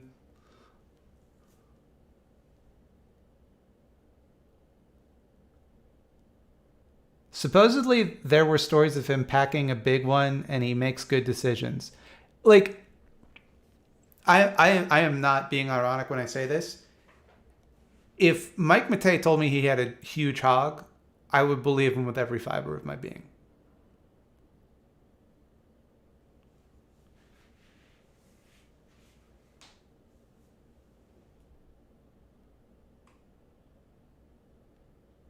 Mike streams on Twitch, Mike Matei Live. Look, I gotta be honest, and this is Mike Matei. His content isn't the best. We can agree. He seems. I don't know if I really want to watch his streams, to be honest. RimWorld creator had some weird gender ideas. When the game, in one of the versions of the game, men couldn't be bisexual because the creator of the game did not believe it was possible for men to be bisexual. And he made all women bisexual. Interesting. Raid his stream. Under no circumstances am I sicking you jackals upon him. You'll be in there. What kind of flags do you like on your burgers? Are you burger pilled?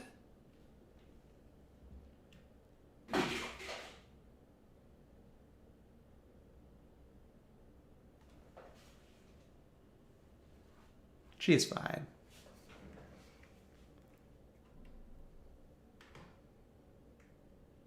What did I just walk into? Mike Matei found me? What do you mean? He'll never find me. I've covered my... Jesus. Okay. I'm very sorry about that.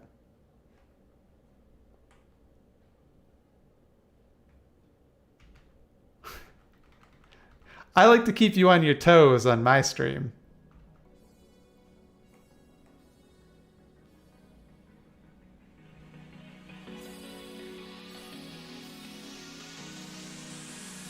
I have an invocation that I think will protect me from Mike Matei's wrath. He's gonna text my wife, make sure she's okay.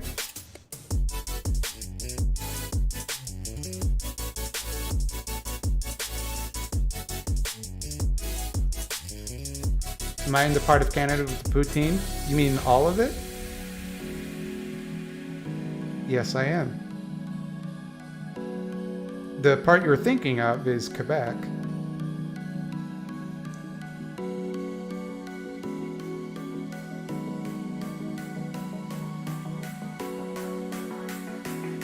Now I'm really putting my anxiety in my own hands because she doesn't always see my texts, but we'll see. Do I license the music I broadcast? That's from Stream Beats. Hey, that audio woke me up. Yeah, but it's important that you be awake right now for the message I have to tell you.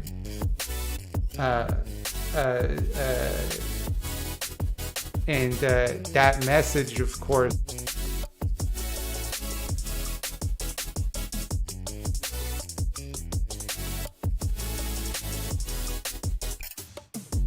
So now I think you can agree it's worth waking up for. Have I ever considered moving my stream day to one that doesn't conflict with Critical Role? I mean, there's no time to stream that doesn't conflict with somebody. The music is still loud? I can move that. That's no problem. Video game controller gives a thumbs up and says, GG.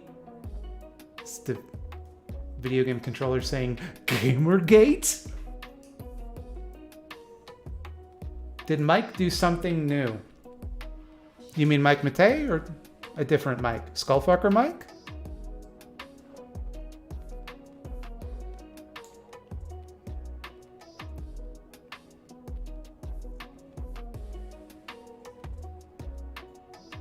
Nah, it's fine. Fine now. Over time, I have reduced it.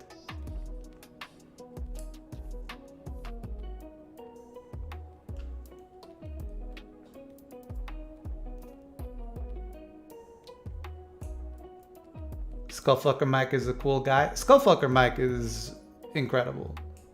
Mike from PA. Let's not go there.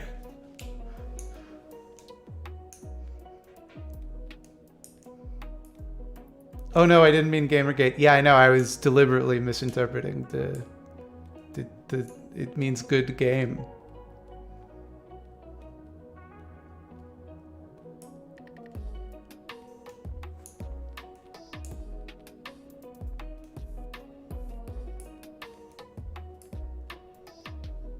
If you were on Are You Afraid of the Dark, are you confident you could pull out a good story on the spot? I think given the Midnight Society's tastes, yes.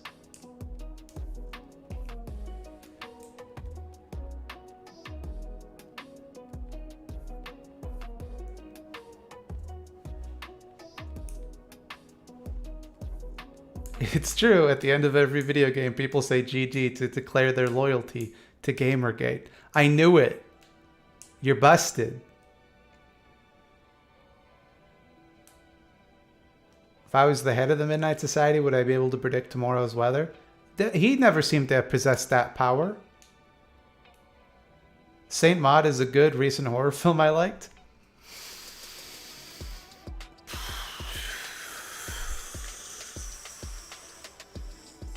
What did you think it was about?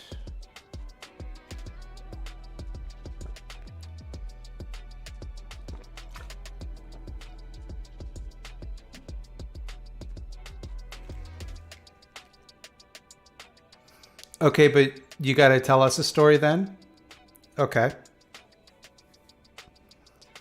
This is presented for the approval of chat.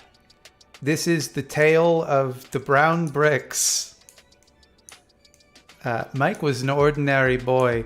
He lived alone playing Minecraft on his iPad. But one day he heard a voice saying, Minecraft. Minecraft. The next day at school, he talked to his friends and they were like, you saw the ghost of the evil Inspector Gadget. And he's like, no way, that's not real. And they're like, it's totally real. If you don't let him review Minecraft, then he's gonna shoot you. And then Mike went home and he's like, I don't believe in Inspector Gadget. And he opens up Minecraft and he hears Minecraft. Minecraft. And Mike says, why should I let you review this game, Gadget? And Gadget says, I am better than you. And he shoots him with his laser. The end. Pretty scary stuff.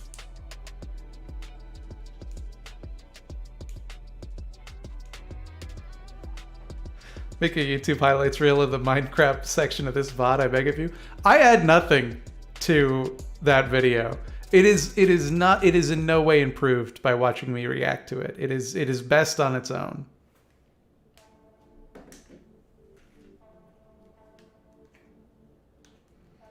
Oh, looks like I got a text from my wife.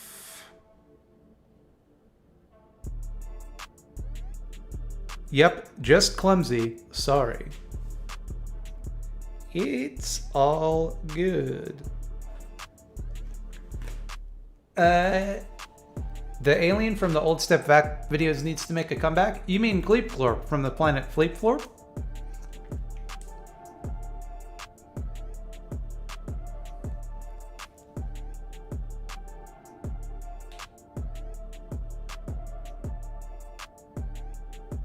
Loved Possessor, not scary, but super cool. I don't think Possessor was really meant to be scary. Am I going to see Green Knight? I mean, it looks pretty good. I don't know. I might see it at some point.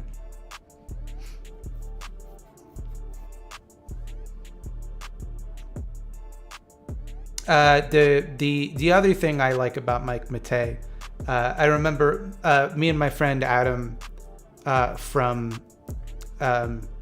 It's Just a Show and oh my god, I'm losing it. A part of our Scaredage, we got obsessed with Mike Matei one night, and he got into an argument where someone made fun of him for referring to himself as a McDonald's enthusiast. And people were like, what the fuck is a McDonald's enthusiast?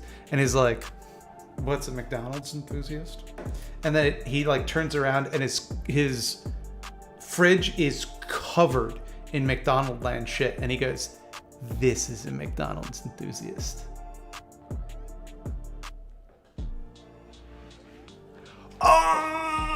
Oh, fuck. McDonald Land? That's where Ronald McDonald and the other fast food children live. That's where he comes from. That's where Mary McCheese is the mayor of. I really appreciate your horror channel since I don't want to watch horror movies, but I do like experiencing them through others. Okay, but let me ask you this. Could I interest you in a vampire on a plane? I can't read My Wife without hearing Borat. Yeah, because Borat's always like, my wife. My wife. I'm Borat.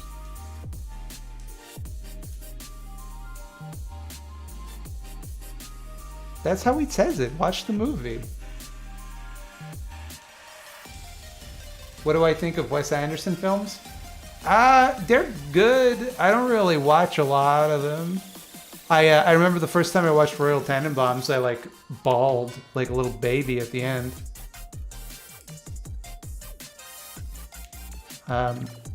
I think that The Life Aquatic is one of the funniest jokes in any movie, where it briefly becomes an action movie out of nowhere. It was incredibly funny, but it worked exactly once.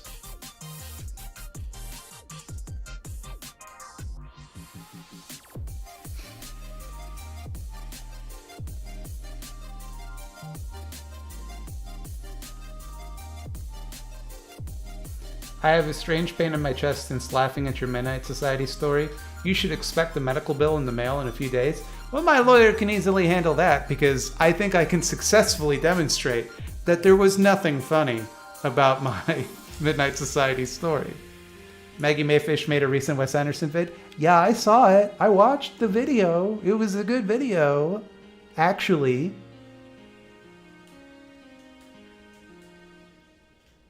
Vamps on a Plane is tomorrow's movie. I will try to stay awake through. I think you'll stay awake because the one thing that's really good about that movie is you've seen movies that take place on planes. You've seen movies with vampires. But if you put that shit together, now the vampires on the plane completely changes the game.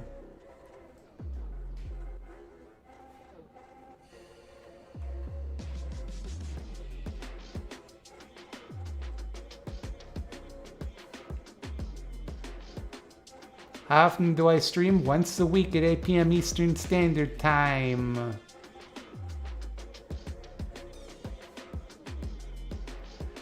Sorry, I didn't catch the title of The Vampire on a Plane. Your pitch is selling me.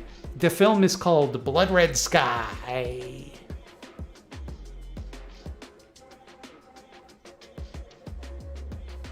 And it's not a comedy. I feel like I should make that clear. If you're going into it expecting a comedy, it's not.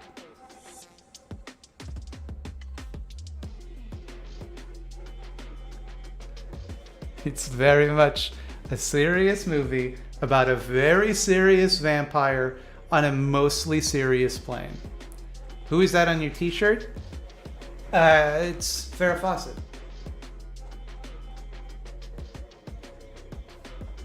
That classic photo of Farrah Fawcett. Thoughts on the 2013 Evil Dead? I think it's really good. I think it's a wildly underrated movie, and I think it kind of, I don't know if, like, it feels like two very good movies mashed together, because the first 2/3 are like legit scary, fun, like trying to, I think, do a serious version of the story. And then it's like, okay, now we're gonna do some Evil Dead stuff. And that's fun too, so.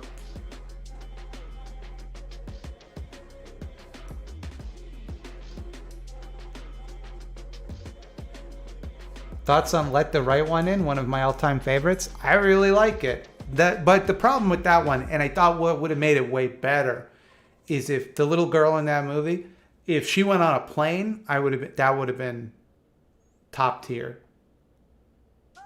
I should stream Alien Isolation. Should I do it in VR to really shit my pants? I don't do well with horror games, is the thing. But I'll probably end up playing the remake of Dead Space. Or is it made by like a... That's not a Blizzard or Activision property, right? What's the deal with Black Hammer? So like, they're an extremely cringe operation that is probably PSYOP that a lot of people take a bit too much glee in mocking, in my opinion. They're terrible, but I think that sometimes the people that are making fun of them are using them as a cudgel to attack other people who they feel are similar incorrectly.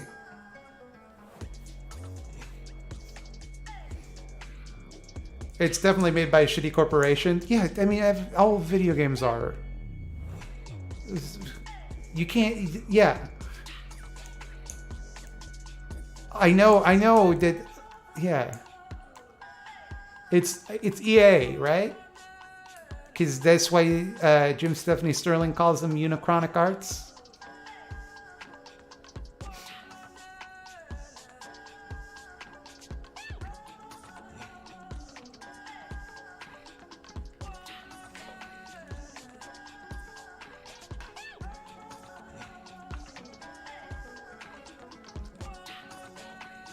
I just got here. What have I missed? We watched Mike Matei and Inspector Gadget review Minecraft. We also watched Charlie Kirk get very mad at Simone Biles. Long talk about hamburgers. Lots of talk about flags. One guy asked me to debate Nick Fuentes.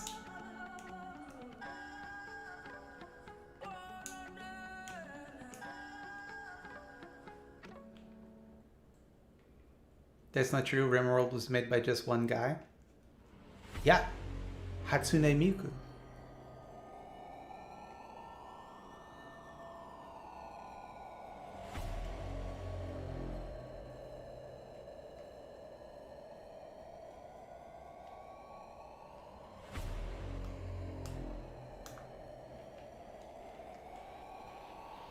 Thoughts on okra? What? This is the third time you've asked. I don't know what it's good. I like okra. What? Why is it so important to you?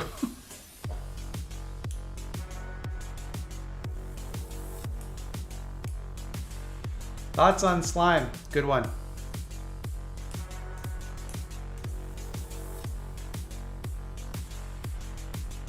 Which is better, okra or Oprah? I think they're both good at different things.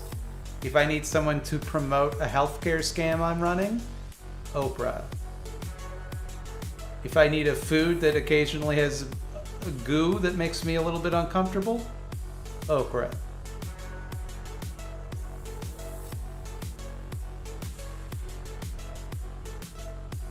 Peaches or plums? Peaches. Easy. Easiest choice of my life.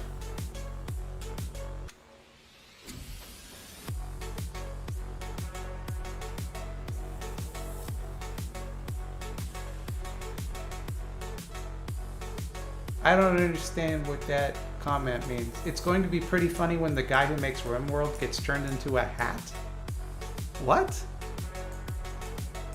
Thoughts on Okja? I haven't seen it. I was told it would make me too sad.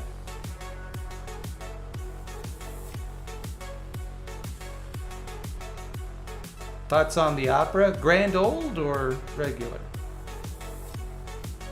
What class do I play most in D&D? A rogue.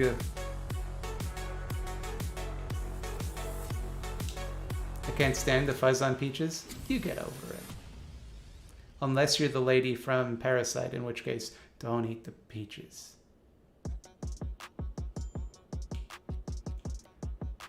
In RimWorld, killing raiders, turning them into hats, then selling the hats.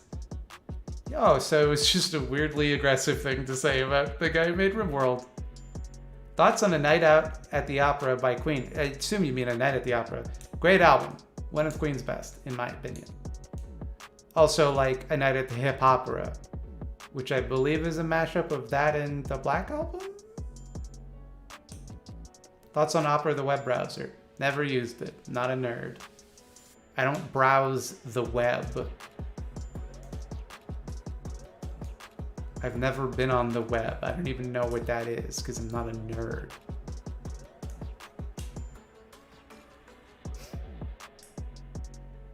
Biting a peach feels like biting a live squirrel? Yeah, it rules.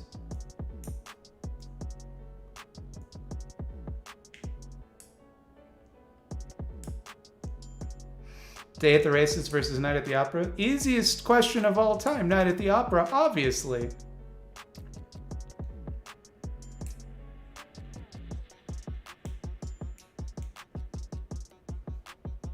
Opal, the Greek exclamation. This is getting abstract now. I know Opal the gem. And I know there's, I believe, a Steven Universe gem called Opal, probably. Forget what she looked like. Like the Black Album by Metallica? Or no, Jay-Z's the Black Album.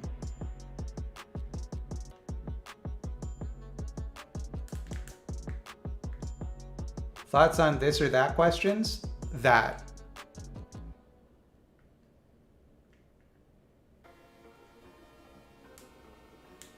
Currently being observed by a chicken. How intently? Do I know Gem and her hologram friends? I'm familiar with the cartoon Gem and the Holograms, but not the film of the same name.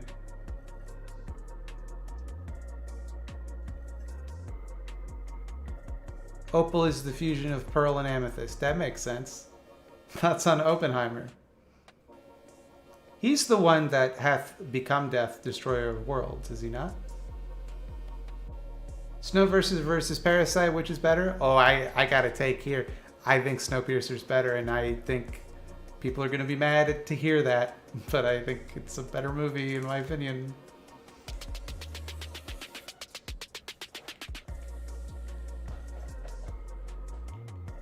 Thoughts on Thought Slime? Fuck that guy. Did you hear that he likes Snowpiercer better than Parasite?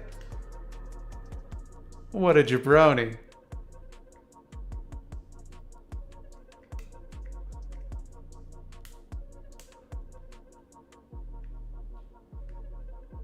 Do you have any movie recommendations that will truly scare me? Maybe.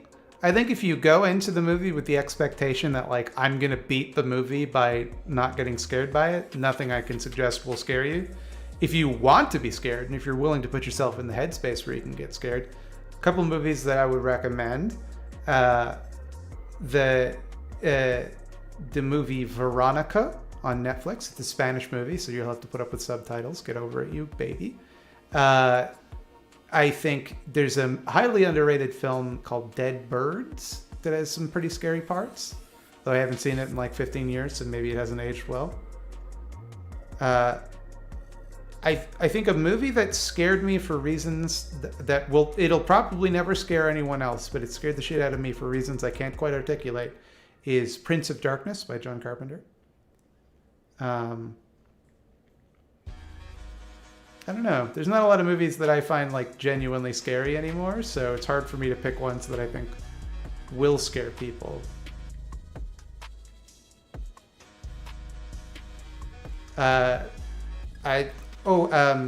Fucking obviously, what is, oh my god, it's Ari Aster's movie, not Midsommar, the other one.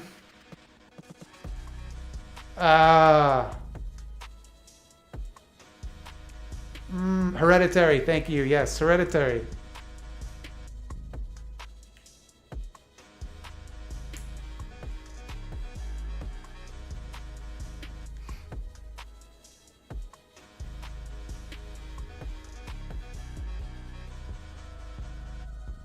The ending of Prince of Darkness is extremely scary, IMO. Prince of Darkness is one of those movies where I think that's a good litmus test if you, I think, are the type of person who will get the most out of horror as a genre. Because it is a movie that is extremely easy to break the atmosphere of, but if you're willing to like engage with it on its terms, it gets under your skin like almost nothing else.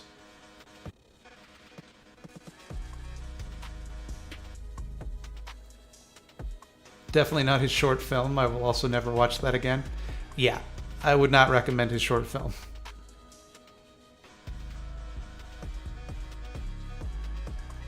Alternatively, if you're very scared of flying or vampires, I would recommend the film Blood Red Sky.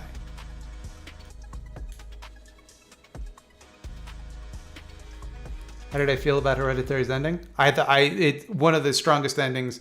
Horror movies typically have extremely bad endings, and I thought that was one of the finest I have ever seen. Full stop.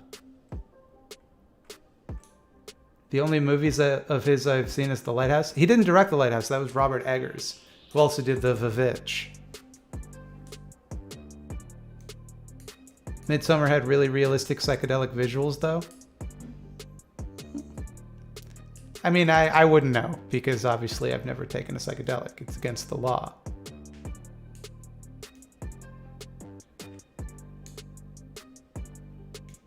Ernest Scared Stupid, though it's in the title, gotta be scary. Dad and Pee-wee's Big Adventure, the large march scene.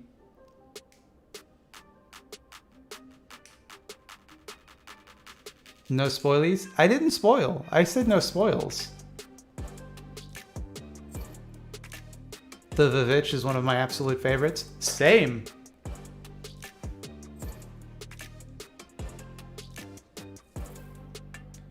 What WTF did Hereditary's ending mean? I can't explain that without spoiling it. I know what it means, but I can't tell you because it would spoil the ending.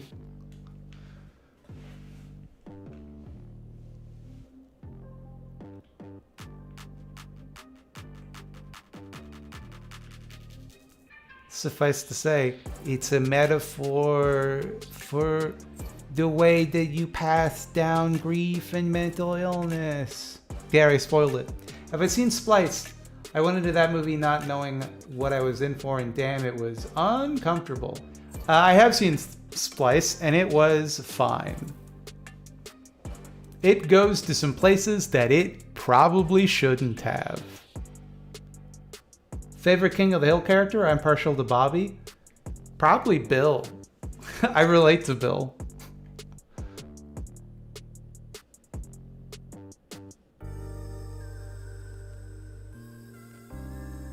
It's the title, not a spoiler? Yes. Hence the humor of the discordance of my statement. You see, it wasn't actually a spoiler the whole time. Your video inspired me to go on a 30 Days of Night franchise spree. Don't put that on me.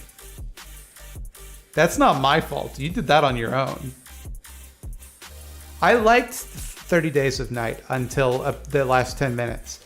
But I have a feeling if I went back and watched it, it wouldn't sit well.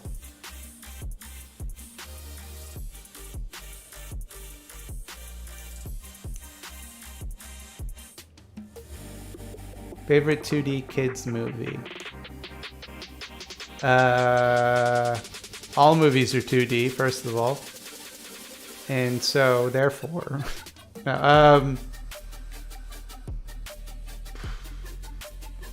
the problem is that every movie from my childhood has become highly problematic as an adult.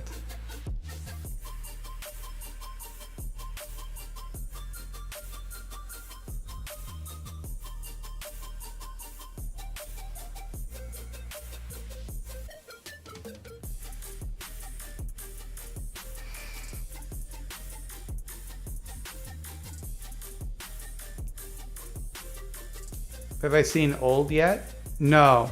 I have a limited time upon this earth. And like the characters on the beach that makes you old, I don't want to waste it.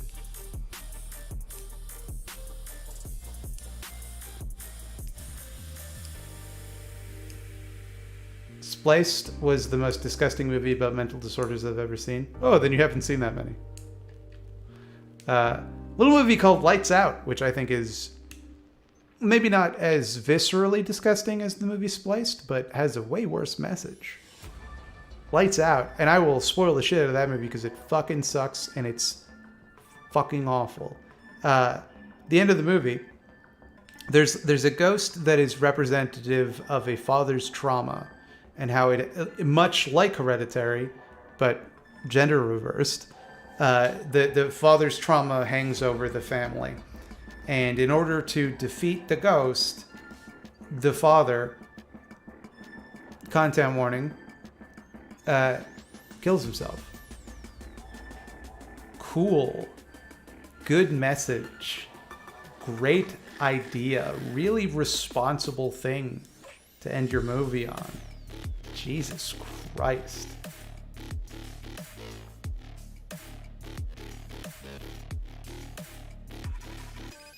Any opinions on Ghost Ship? The chain do cut people in half, doesn't it? Doesn't it? The short film was good, yeah, because there's a spooky face in one shot. Pretty spooky face in that one shot, let me tell you.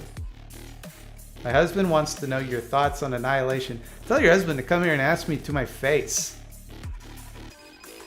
Sending your spouse to ask me what movies I like, my thoughts on Annihilation. You come here and you ask me. Monster House is great children's horror. That's a 3D animated movie, though. That's not 2D.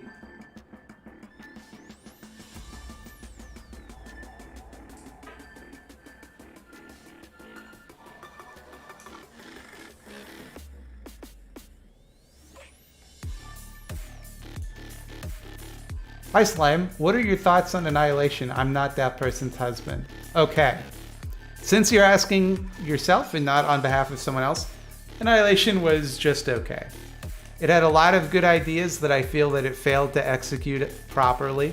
I think that the visuals were pretty good sometimes and a little boring other times. I thought most of the cast was incredible. Oscar Isaac is always incredible. Natalie Portman is usually incredible. Tessa Thompson was underutilized. But it was all right. It had a couple of things that were really cool, like that part where his guts are like turning around in his stomach. Like he opens up his stomach and his guts are like snakes like slithering in his stomach. That was really cool, but it was fine.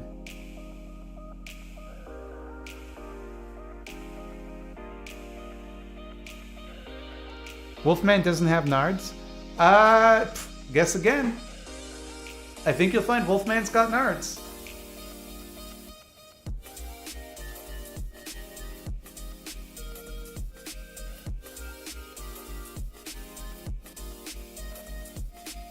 Wasn't Annihilation based on a book? Indeed it was.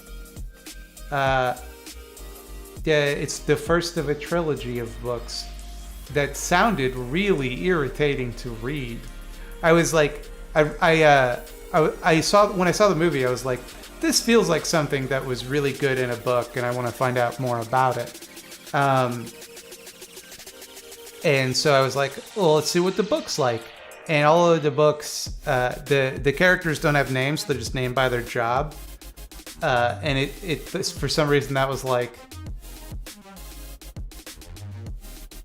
nah, probably not gonna read this. That feels like a really annoying and arbitrary choice that's just gonna make this book more difficult to read.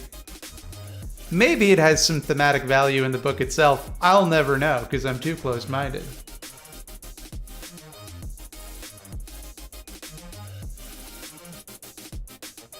Gives content warnings yet describes movie gore. Where's the line, Slime? The line is that I worry about dropping ideas that can legit affect people's mental health and talking about issues where something like that, someone could be in a bad place, it could push them over the edge. But if you're like grossed out by tummy snakes, it doesn't bother me.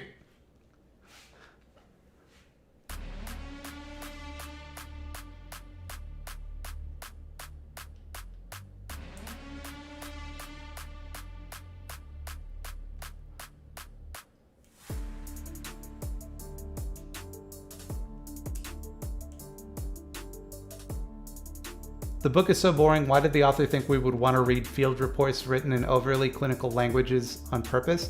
I feel like sometimes writers give themselves challenges that are very interesting for them to do, but less interesting to read. I feel kind of the same way about Dracula as a book, to be honest. Like it commits so hard to the framing device that I'm like, it would be so much better if you just didn't do this.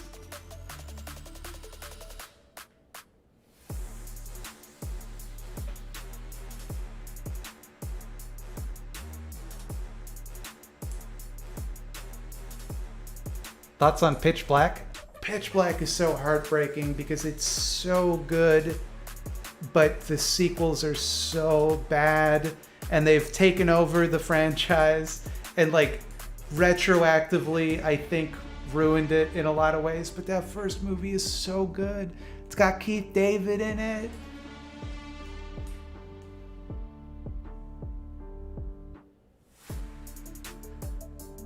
What's a good soda? Water.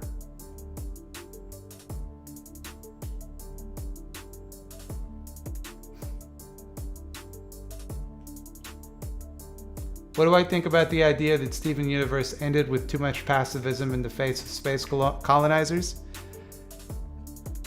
I don't think it's a good idea for a children's cartoon to end with the message that, well, yeah, you can get by with your words up until a point, but eventually you have to resort to violence. I'm fine with the message of a children's cartoon being, with empathy and understanding, you can overcome any problem, no matter how intractable.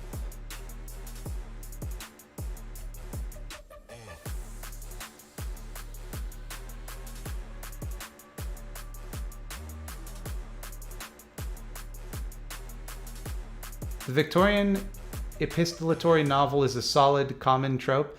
I know that I have an English degree, so I shouldn't say stuff like this, but like, sure, but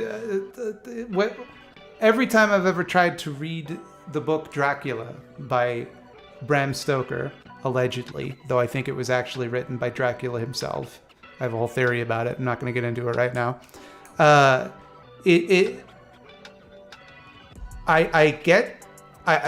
about the third time Jonathan Harker's like, oh, I must remember to get the recipe. I'm like, all right, get this shit out of here.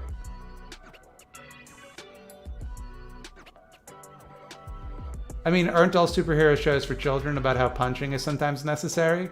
No, I don't think that is typically the message that children's superhero shows try to convey.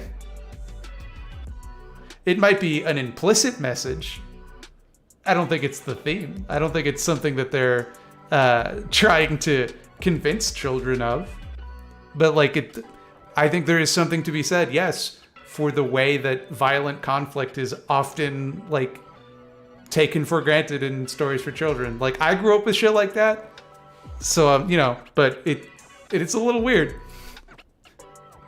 It's a little weird how we teach children that, like, yeah, you sometimes you gotta, if someone's a giant rhino, you gotta punch him. What are you gonna do?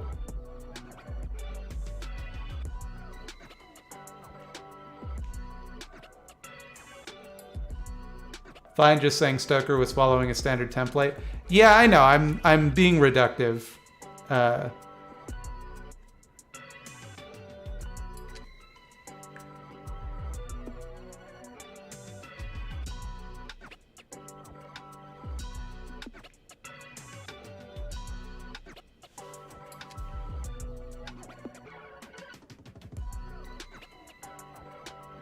Superhero shows include punching because punching is cool and any intentional messaging is secondary. Yes.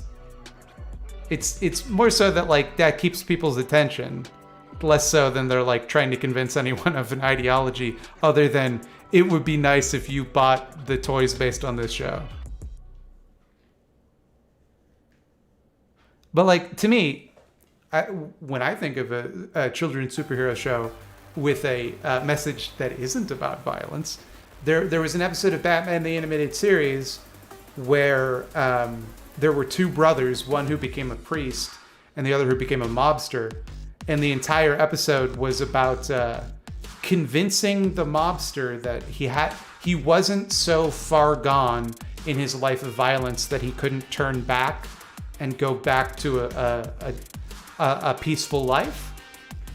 That was like the conflict of the episode, that you can never, it's never too late and you don't have to give up on people. Like that, but like then in the next episode, Riddle Man did some bad riddles, so we got to punch him in the snoot,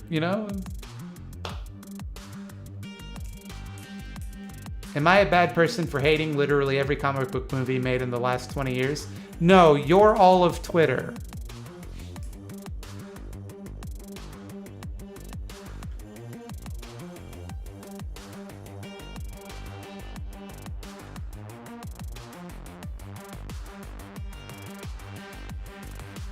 Intentional or not, I am glad that I grew up with stories about heroes that utilize force against force. Yeah, but like, the story is written that way deliberately. Like, the only reason the hero has to use force against the villains is because they were written to be using force and using coercive violence. Like,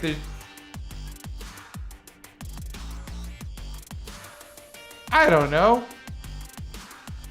I feel like it makes for compelling stories, but I think in real life, probably wouldn't help all that much to punch any green goblins in the snoot.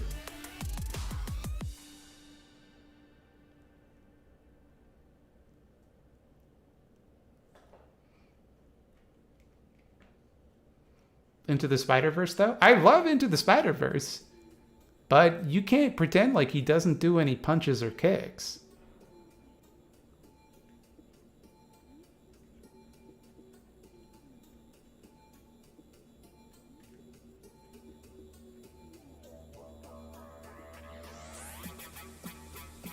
I like Riddleman better than Joke Clown. I think they're both evil, and you shouldn't like either of them.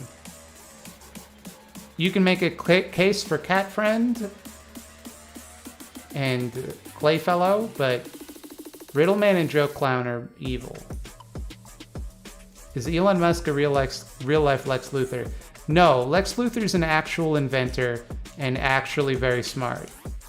Elon Musk just buys the work of other smart people and was born into absurd wealth and privilege. His father owned an emerald mine. He literally carried around pockets full of emeralds as a kid.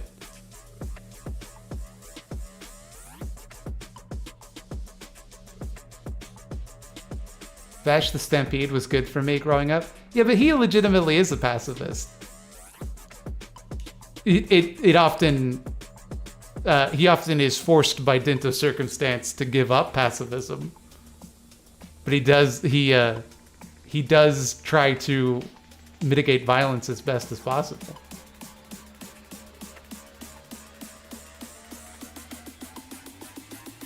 Thoughts on the Grey album by Danger Mouse? I have not heard it. Yeah, I don't even ever hear music. Have you seen Brian David Gilbert's Polygon video about Spider-Man is definitely not killing people? Yeah, I mean, it's the game, right? Like, it's the same way in Arkham Knight when you're running people over in the Batmobile, like, they're dead. They died from that. How can Joe Clown be evil if he understands he's in a comic and is literally written to be the bad guy? Because he does joke crimes. Is why. He turned fish into clowns. It's evil. Do I ever listen to Behind the Bastards with Robert Evans? Who's gonna tell him? Yes, I do. It's one of my favorite podcasts. Hey Mildred, I was the weirdo that waved to you from across the street today. Hope I didn't spook you. LOL, I love your work. You did not spook me. I was like, sounds like someone is yelling at me, but I don't know what they're saying, and then I realized, oh, it's Mildred. Because I expect people in real life, if they're going to yell at me, they'll yell Matt. And since it was Mildred, I was like, what? And then I took off my headphones and I was like, ah. It was this guy.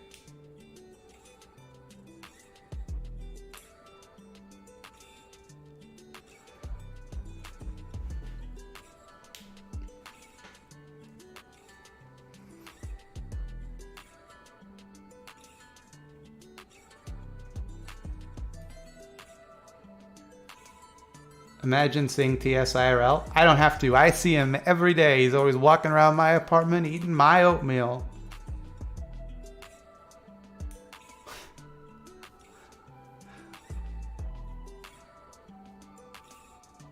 Does anyone IRL call you Mildred? Nah, not really. A lot of people have asked.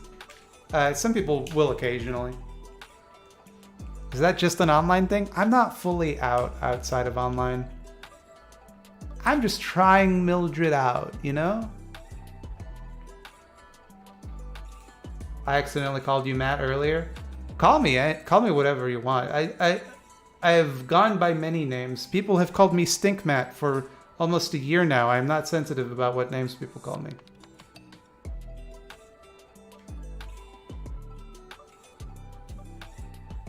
Oh, you should change it to Mildred. I think you'll find I did.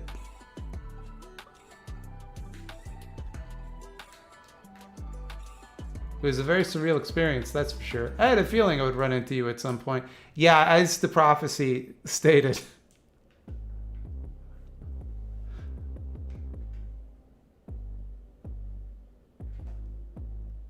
Mildred Pirate Roberts.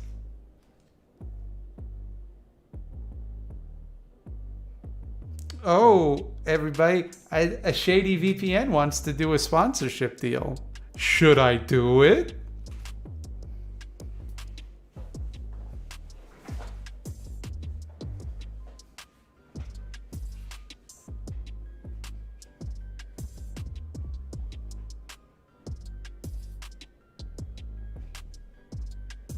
I liked it when you referred to mildew. What? Doing an anti-sponsorship? No.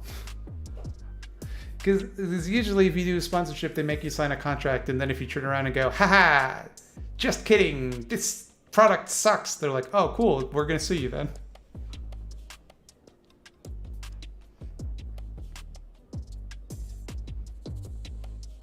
Yo, Stink Mildred. Anyone ever call you Stink Mildred? Yeah, one guy. How shady we talking? Pretty shady. You get a lot of apps that are definitely not real apps. They'll go, hello, YouTuber, or hello, editor. Tristan had Raid Shadow Legends reach out to him. The company that I work with sometimes on Scaredy Cats offered it to me as well, and I said no. Because the microtransactions I just think are fucked up, and I don't think you should do that to people. I'm 16 and just got a job. Do you have any advice on getting over the feeling of monotony / unfulfillment of doing something you don't even enjoy doing every day?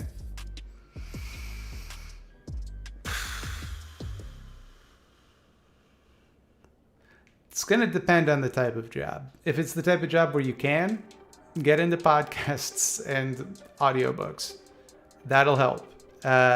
If you can't, try and make friends with your coworkers so that you at least have someone to talk to. Beyond that, my standard advice for minimum wage jobs applies. Don't work hard, ever, at a minimum wage job.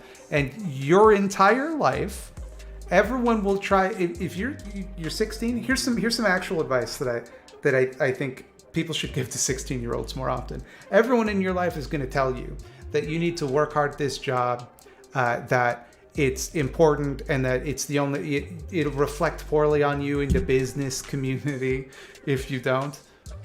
No one expects a 16-year-old to be good at anything.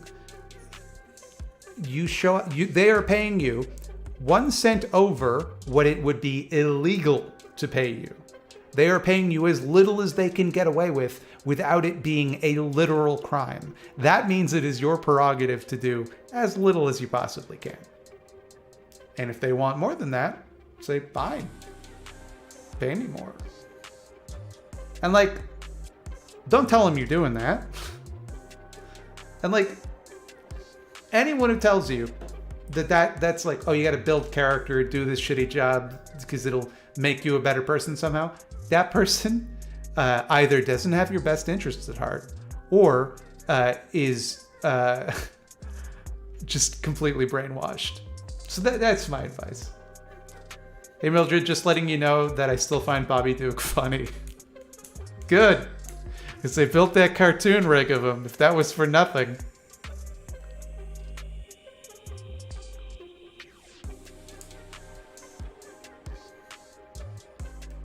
Anyone that think microtransactions suck, you should know you're on a website that runs on them. I don't think it's quite the same thing. You can choose to pay $2 to make someone read a funny message. It isn't quite the same thing as, hey, we've got you addicted to this dopamine, and we're going to employ an army of engineers to make sure that every 6 hours you come and buy another 3 fake crystals that you can use to speed up the crafting process that we deliberately made slow, so you'd have to buy the crystals.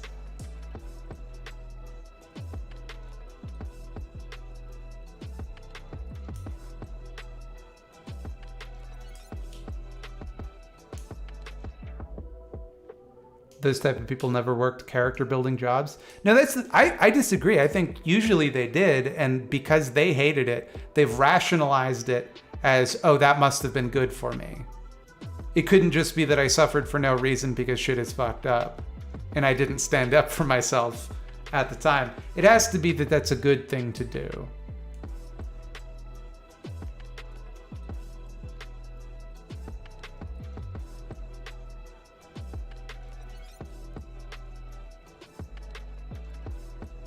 I think there is virtue in hard work, but minimum wage work is undignified and deserves an undignified response.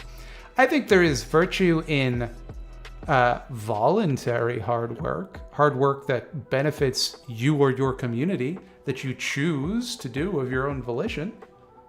I don't believe that there's necessarily virtue in hard work that you are compelled to do by dint of circumstance or by actual force.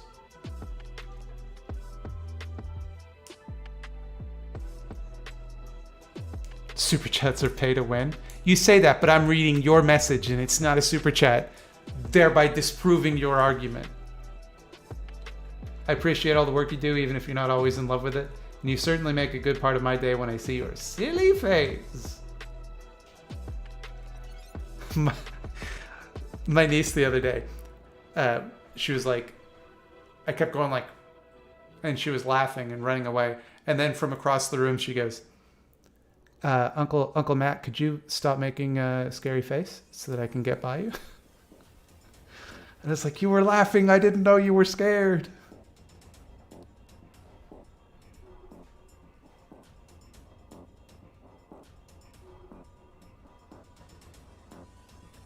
My 17-year-old son scored an internship at an IT firm, and although I'm worried about him hating life, like I do, I think it will look good on a resume. Yeah, it will, for sure. And I think I'm not saying there's never a good reason to work hard at a job, but just make sure you're getting something out of it. If it's just, I work this minimum wage job because it's the only one I could get and I need to pay the bills, there are a lot of minimum wage jobs. Haven't I watched any Olympic skating? I was super excited by an out NB skater, but sad that the commentators misgendered them even once. Is it a gender segregated sport? I don't know nothing about Olympic skateboarding. It strikes me as a very pointless thing, to be honest.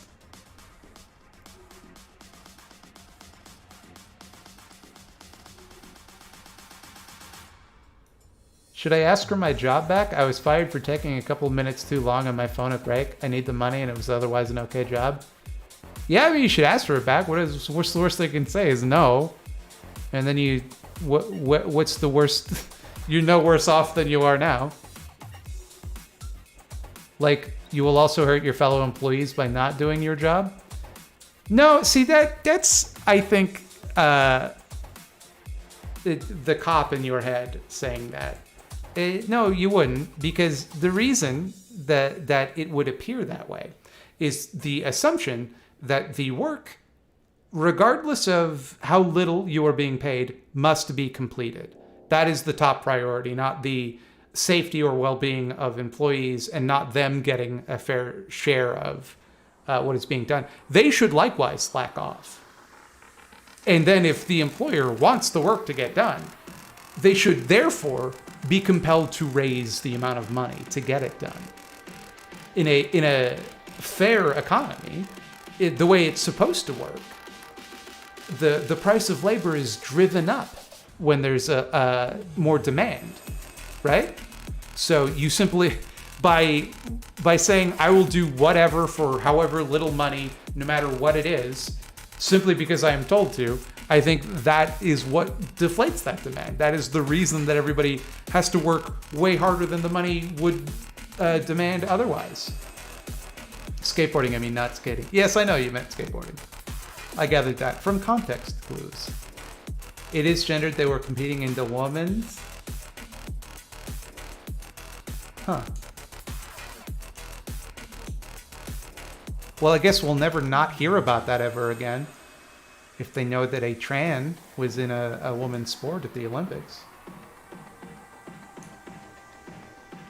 I'm assuming they were assigned female at birth, making the complaints that they will make, regardless, even more irrelevant than they usually are. The best sport is whatever you call the sport in Cool Runnings? You mean bobsledding?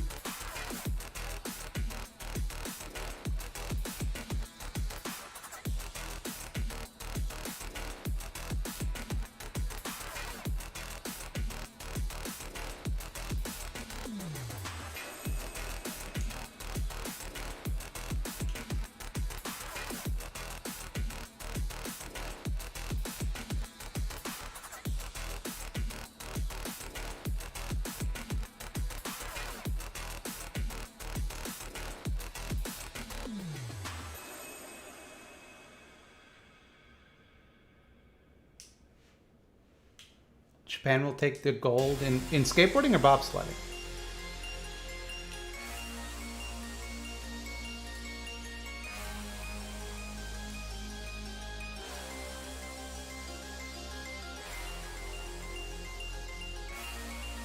Another note on working too hard at a job, you are also helping the boss uncreate jobs. If the work is too much for you, they should hire another person.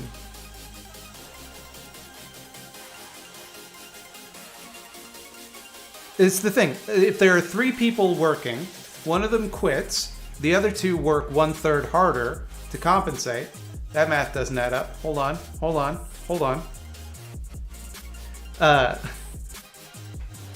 If the other 2 work 1.5 times as hard to compensate, then they just don't replace that person. If you then said, well, I'm not going to work 50% harder, I'm going to work the same, and they just have to replace that person. You're not forcing the all of that other person's job onto the other remaining employee.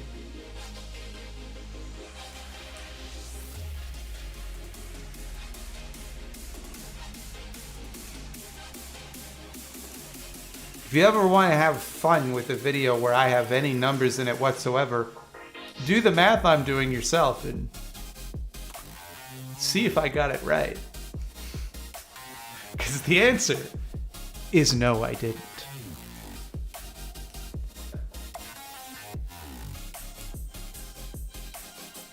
I see what you're doing there. You almost got me.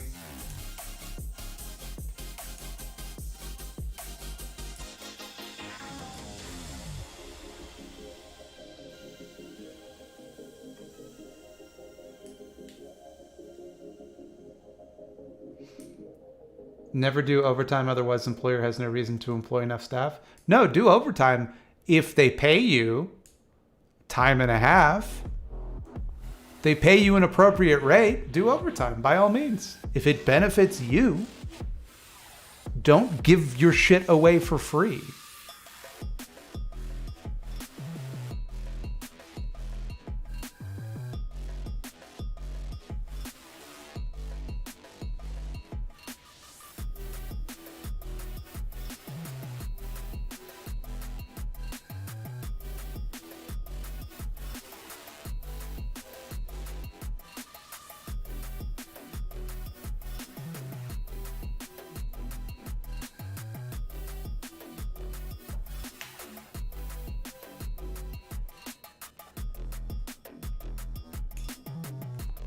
I would have thought that this was like common sense.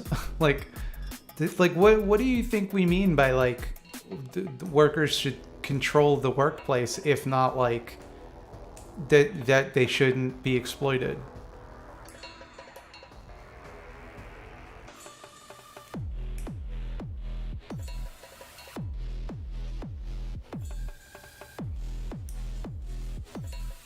I think that the conservative vision of how the market works is that both parties will come to a fair rate. But the fact of the matter is that we've all convinced ourselves that arguing in our own favor means that we're lazy, or doing anything to benefit ourselves and not just giving in to whatever it is that our bosses ask of us makes us a lesser worker.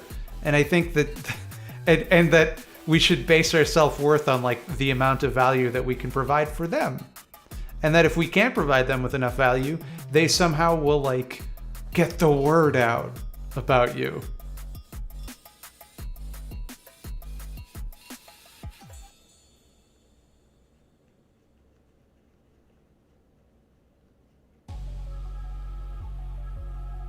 I lost a decade of my life to retail. I worked my ass off. Started at $7.50 an hour, moved all the way up to management. I never made more than $13 an hour. Shit's fucked.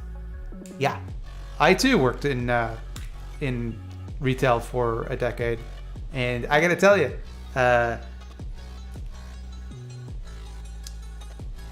it never got better.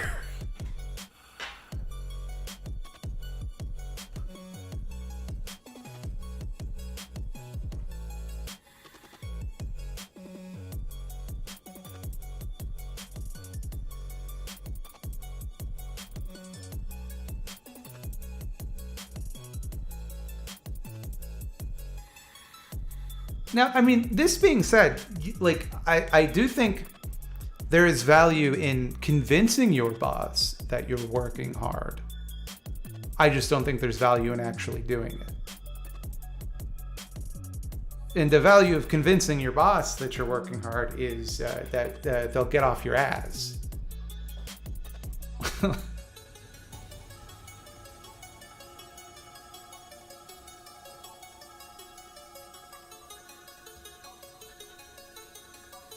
One thing I'm pretty sure of is that low-skill jobs rarely, if ever, check references. Oh, even if they do, just use your friends as references. You think they're going to go to the Best Buy and see if your pal Dave is actually the manager there? They don't give a shit. Who cares?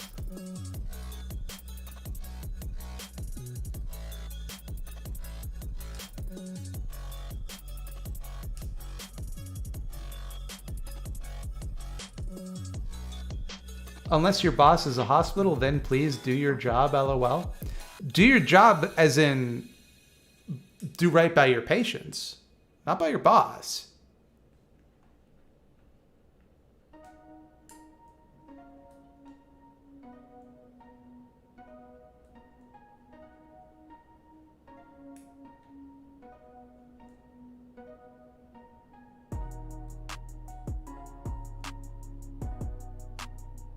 Some companies will do a backdoor reference and call up someone random at a company, but yeah, unlikely at minimum wage, low skill. Yeah, I worked at a Best Buy out of town.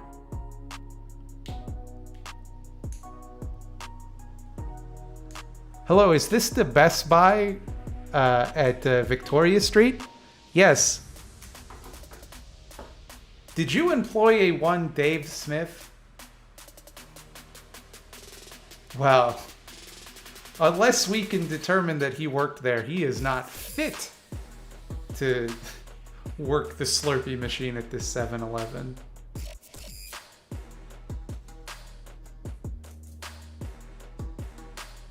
Does Thought Slime look at YouTube? I work on YouTube.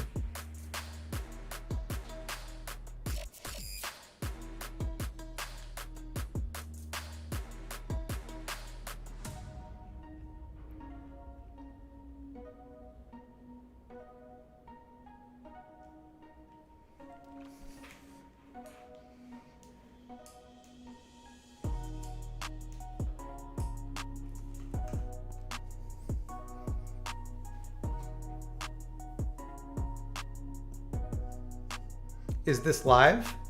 I mean, in a sense. But I mean, what you're seeing is slightly in the past. Like everything you see, really, because it takes time for the photons to bounce off the object and into your eyes. And beyond that, it takes time for me to transmit this data through the internet. And nothing can move faster than the speed of light, so there's a throttling there. But I think, for all intents and purposes, yes, it's live. God, did you just watch Legion or something? No. I didn't watch Legion.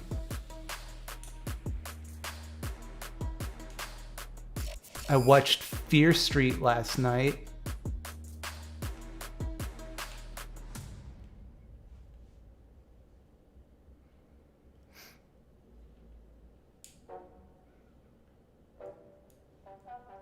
If you want to scream vomit, you should check out Micro's Sweat Pledge. Fuck Micro.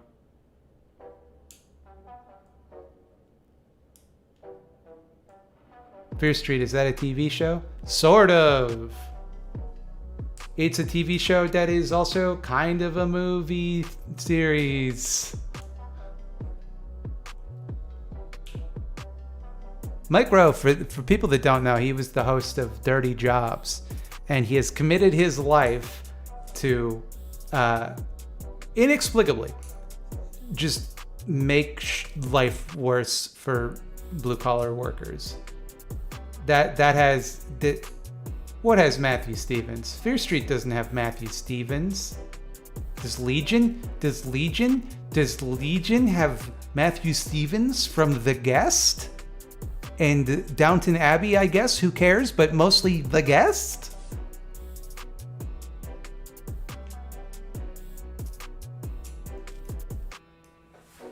Sorry, I was talking about Micro. He in addition to the Sweat Pledge, which is all about how like he'll give like some kind of money to help a small business, but they have to like sign off that like they'll do a bunch of shit that's like real fucking gross, and they sign away a bunch of rights. But he also goes on a kick about how, and he does a lot of speeches about how he thinks the mantra of safety first is bad for the world, and it should be safety third. Keep on keeping on. No, I won't keep on keeping on, just despite you. I'm just joshing. It's safety third. The first thing, obviously, is profit. I don't remember the second thing. And the third thing is safety. And it's a thing that he says out loud. He is a classically trained opera singer.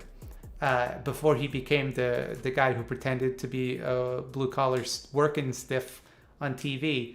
And then he met so many people that did difficult, terrible jobs that he decided, you know what, I'm going to fuck those people over forever. That's my new thing. Fuck those guys, I hate them.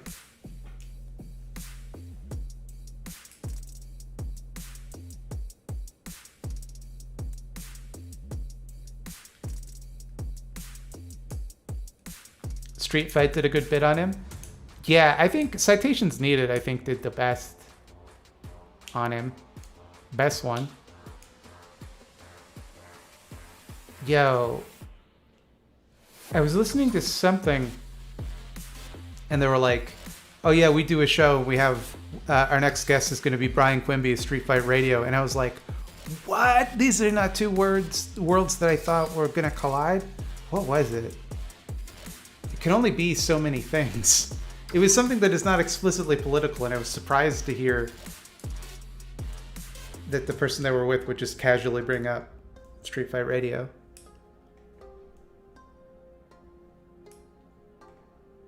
Now that I've said it, I'm sure someone in chat will know based on the extremely vague thing I'm saying.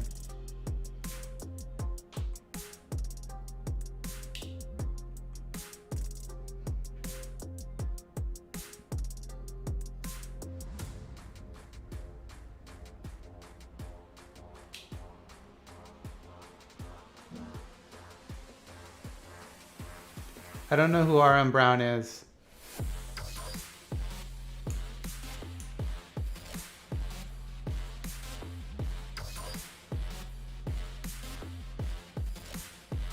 Have you considered, or do you already have an FAQ for yourself and the channels? That's not a bad idea, actually. Then when people come to ask the questions that everybody asks every stream, what books should I read to learn about anarchism? Has anyone ever called you THOT slime? And what class do you play in D&D? I can point to the FAQ. Is there a way to find Street Fight? Am I getting the name right? Yeah, it's Street Fight Radio. You find it on the Apple Podcast Store or wherever podcasts are found.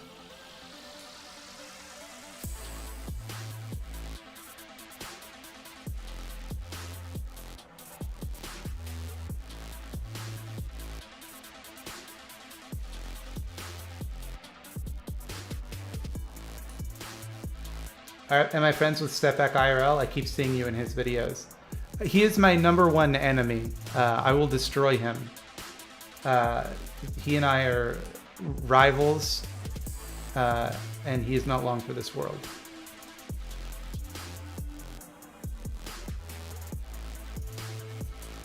What's tomorrow's video about?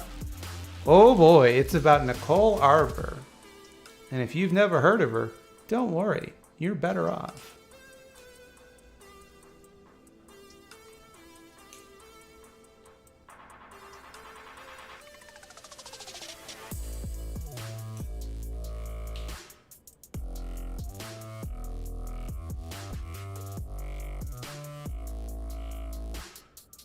Here's my question. Burger King? Seems obvious to me that you've never actually worked in a burger place.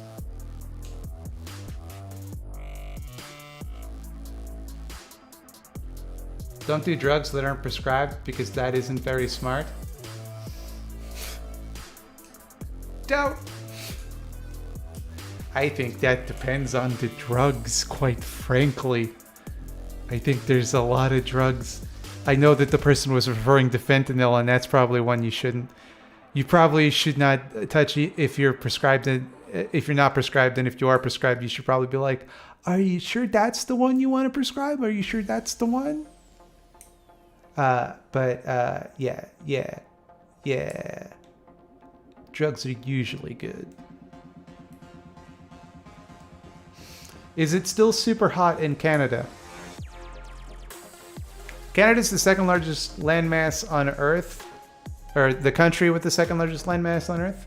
It contains a great deal of climates, but it's pretty hot here in Ontario.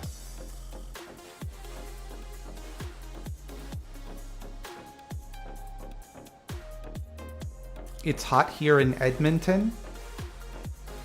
Well, there you go. That's 2 frames of reference. I doubt it's hot in none of it right now, but you never know.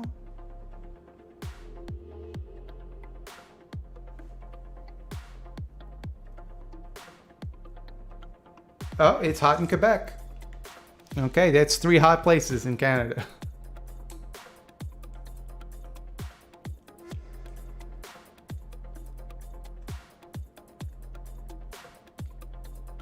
Oh, it's also weather where Keter 587 resides.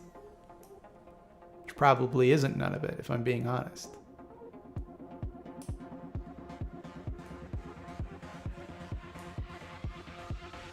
All right, I think it's about that time again where I read some jokes, some laugh out loud jokes for kids by Rob Elliott. Last time they got weirdly racist, so we're hoping that doesn't happen again.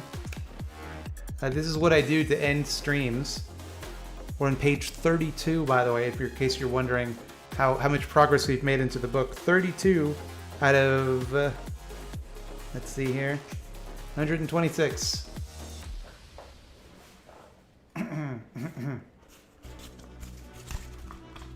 Heard it's hard to get through customs in Canada. Is that true? What are you trying to get into the country? I don't know. The American customs are way more severe than Canadian customs, I've heard. How long does it take to count 4 times infinity?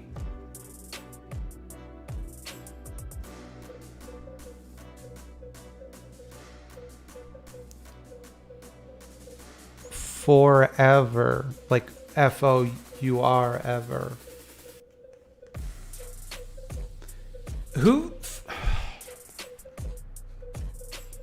Who fills up your tank at the gas station? Who fills up your tank at the gas station? Who fills up your tank at the gas station? It's Philip, in brackets, the words fill up.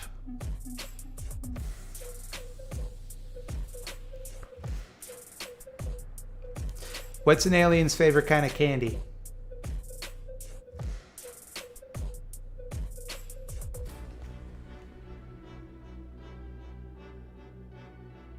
It's a Mars bar, which is not a candy. How do you get a skeleton to laugh out loud? You tickle its funny moan. What do you take before every meal? What do you take before every meal? The millennials won't get this joke. You take a seat. Millennials don't get that because they eat all of their food cold over the sink. What did the mother corn say to her children?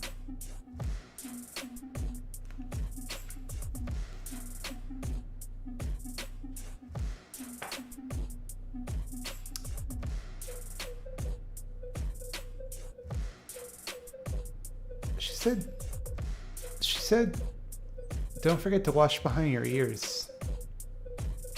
So, that's a good one. Did you hear about the actor that fell through the floor? This is actually a good joke. This one's actually really good. So, get ready for this one. Did you hear about the actor who fell through the floor? It was just the stage he was going through. It's pretty good. What did the tomato say to the mushroom?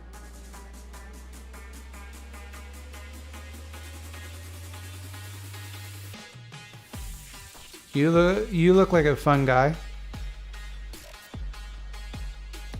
Why are babies so good at basketball?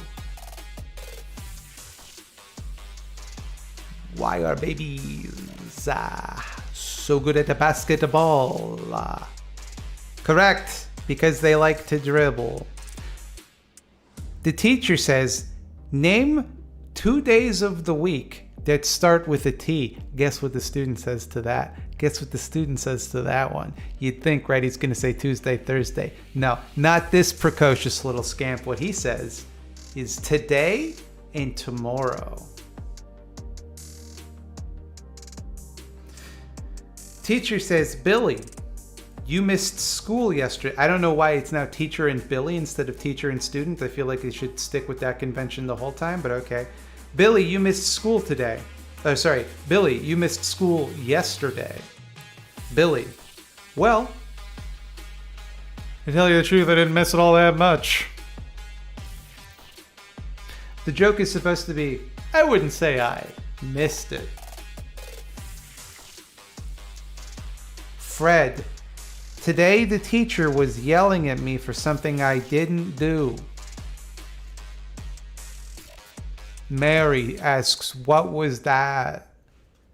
And Fred says, my homework. Why did the cookie complain about feeling sick? What was wrong with that cookie?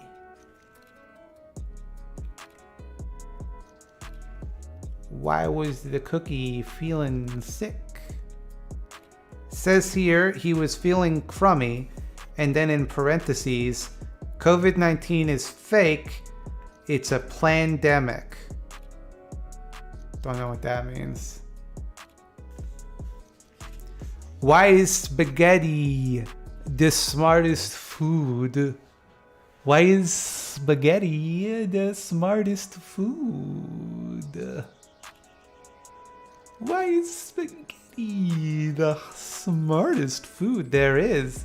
'Cause it's always using its noodle.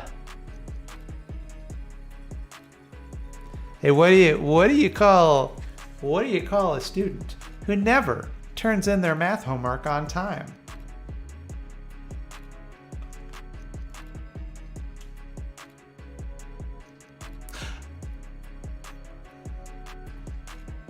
A calculator.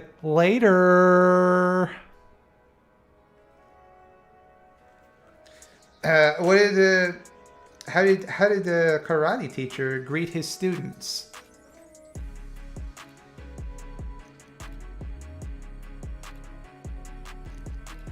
Hiya. Just, they're really not even, okay. Why did the bed wear a disguise?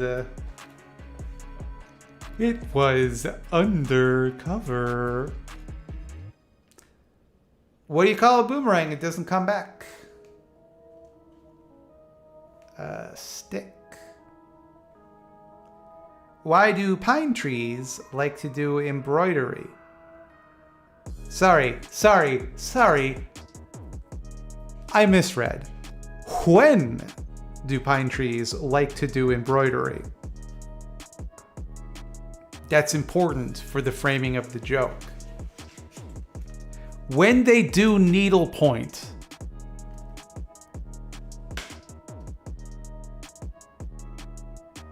Why would you phrase it like, when do pine trees like to do embroidery? You're then thinking, what's a time that's funny? When they do needlepoint. They could not have fucked that joke up any harder. Pine trees have needles. It's the entirety of the joke. If you're saying you don't get it, trust yourself. You get it. It's a terribly constructed joke. What's a baby's motto?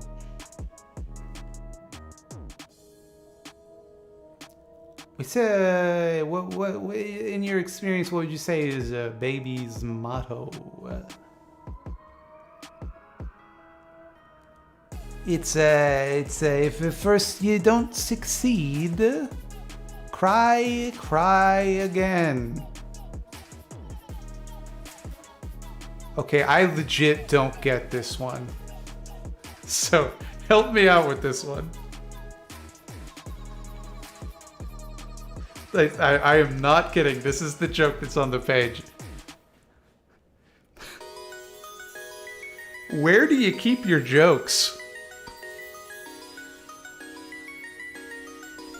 Certainly not in Laugh Out Loud Jokes for Kids by Rob Elliott, but where do you keep your jokes?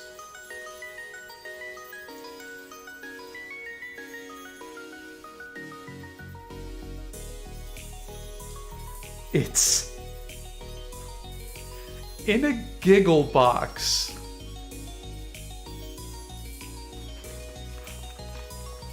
In a giggle box. What does that mean?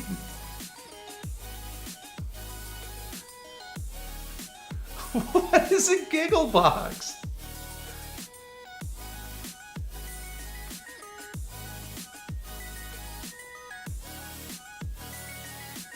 Is it a voice box called a giggle box? What?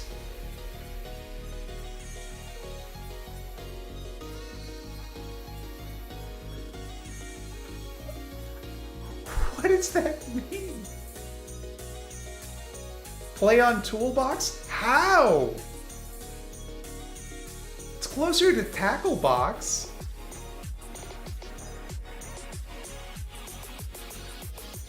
A giggle box is someone who laughs a lot? What?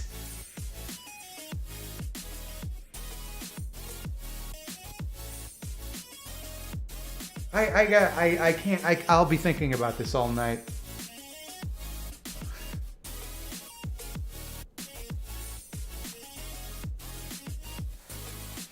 Who's online?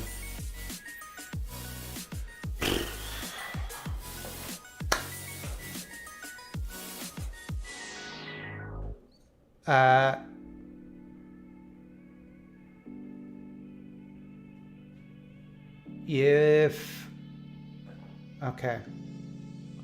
I'm going to send you to Kemazot, says is my way. And you know what you got to say to him. You got to say, where do you keep your jokes? A giggle box. That's what you got to say to him. You know this. If you don't say that to him, he'll be so sad that he didn't get one of my classic non sequiturs.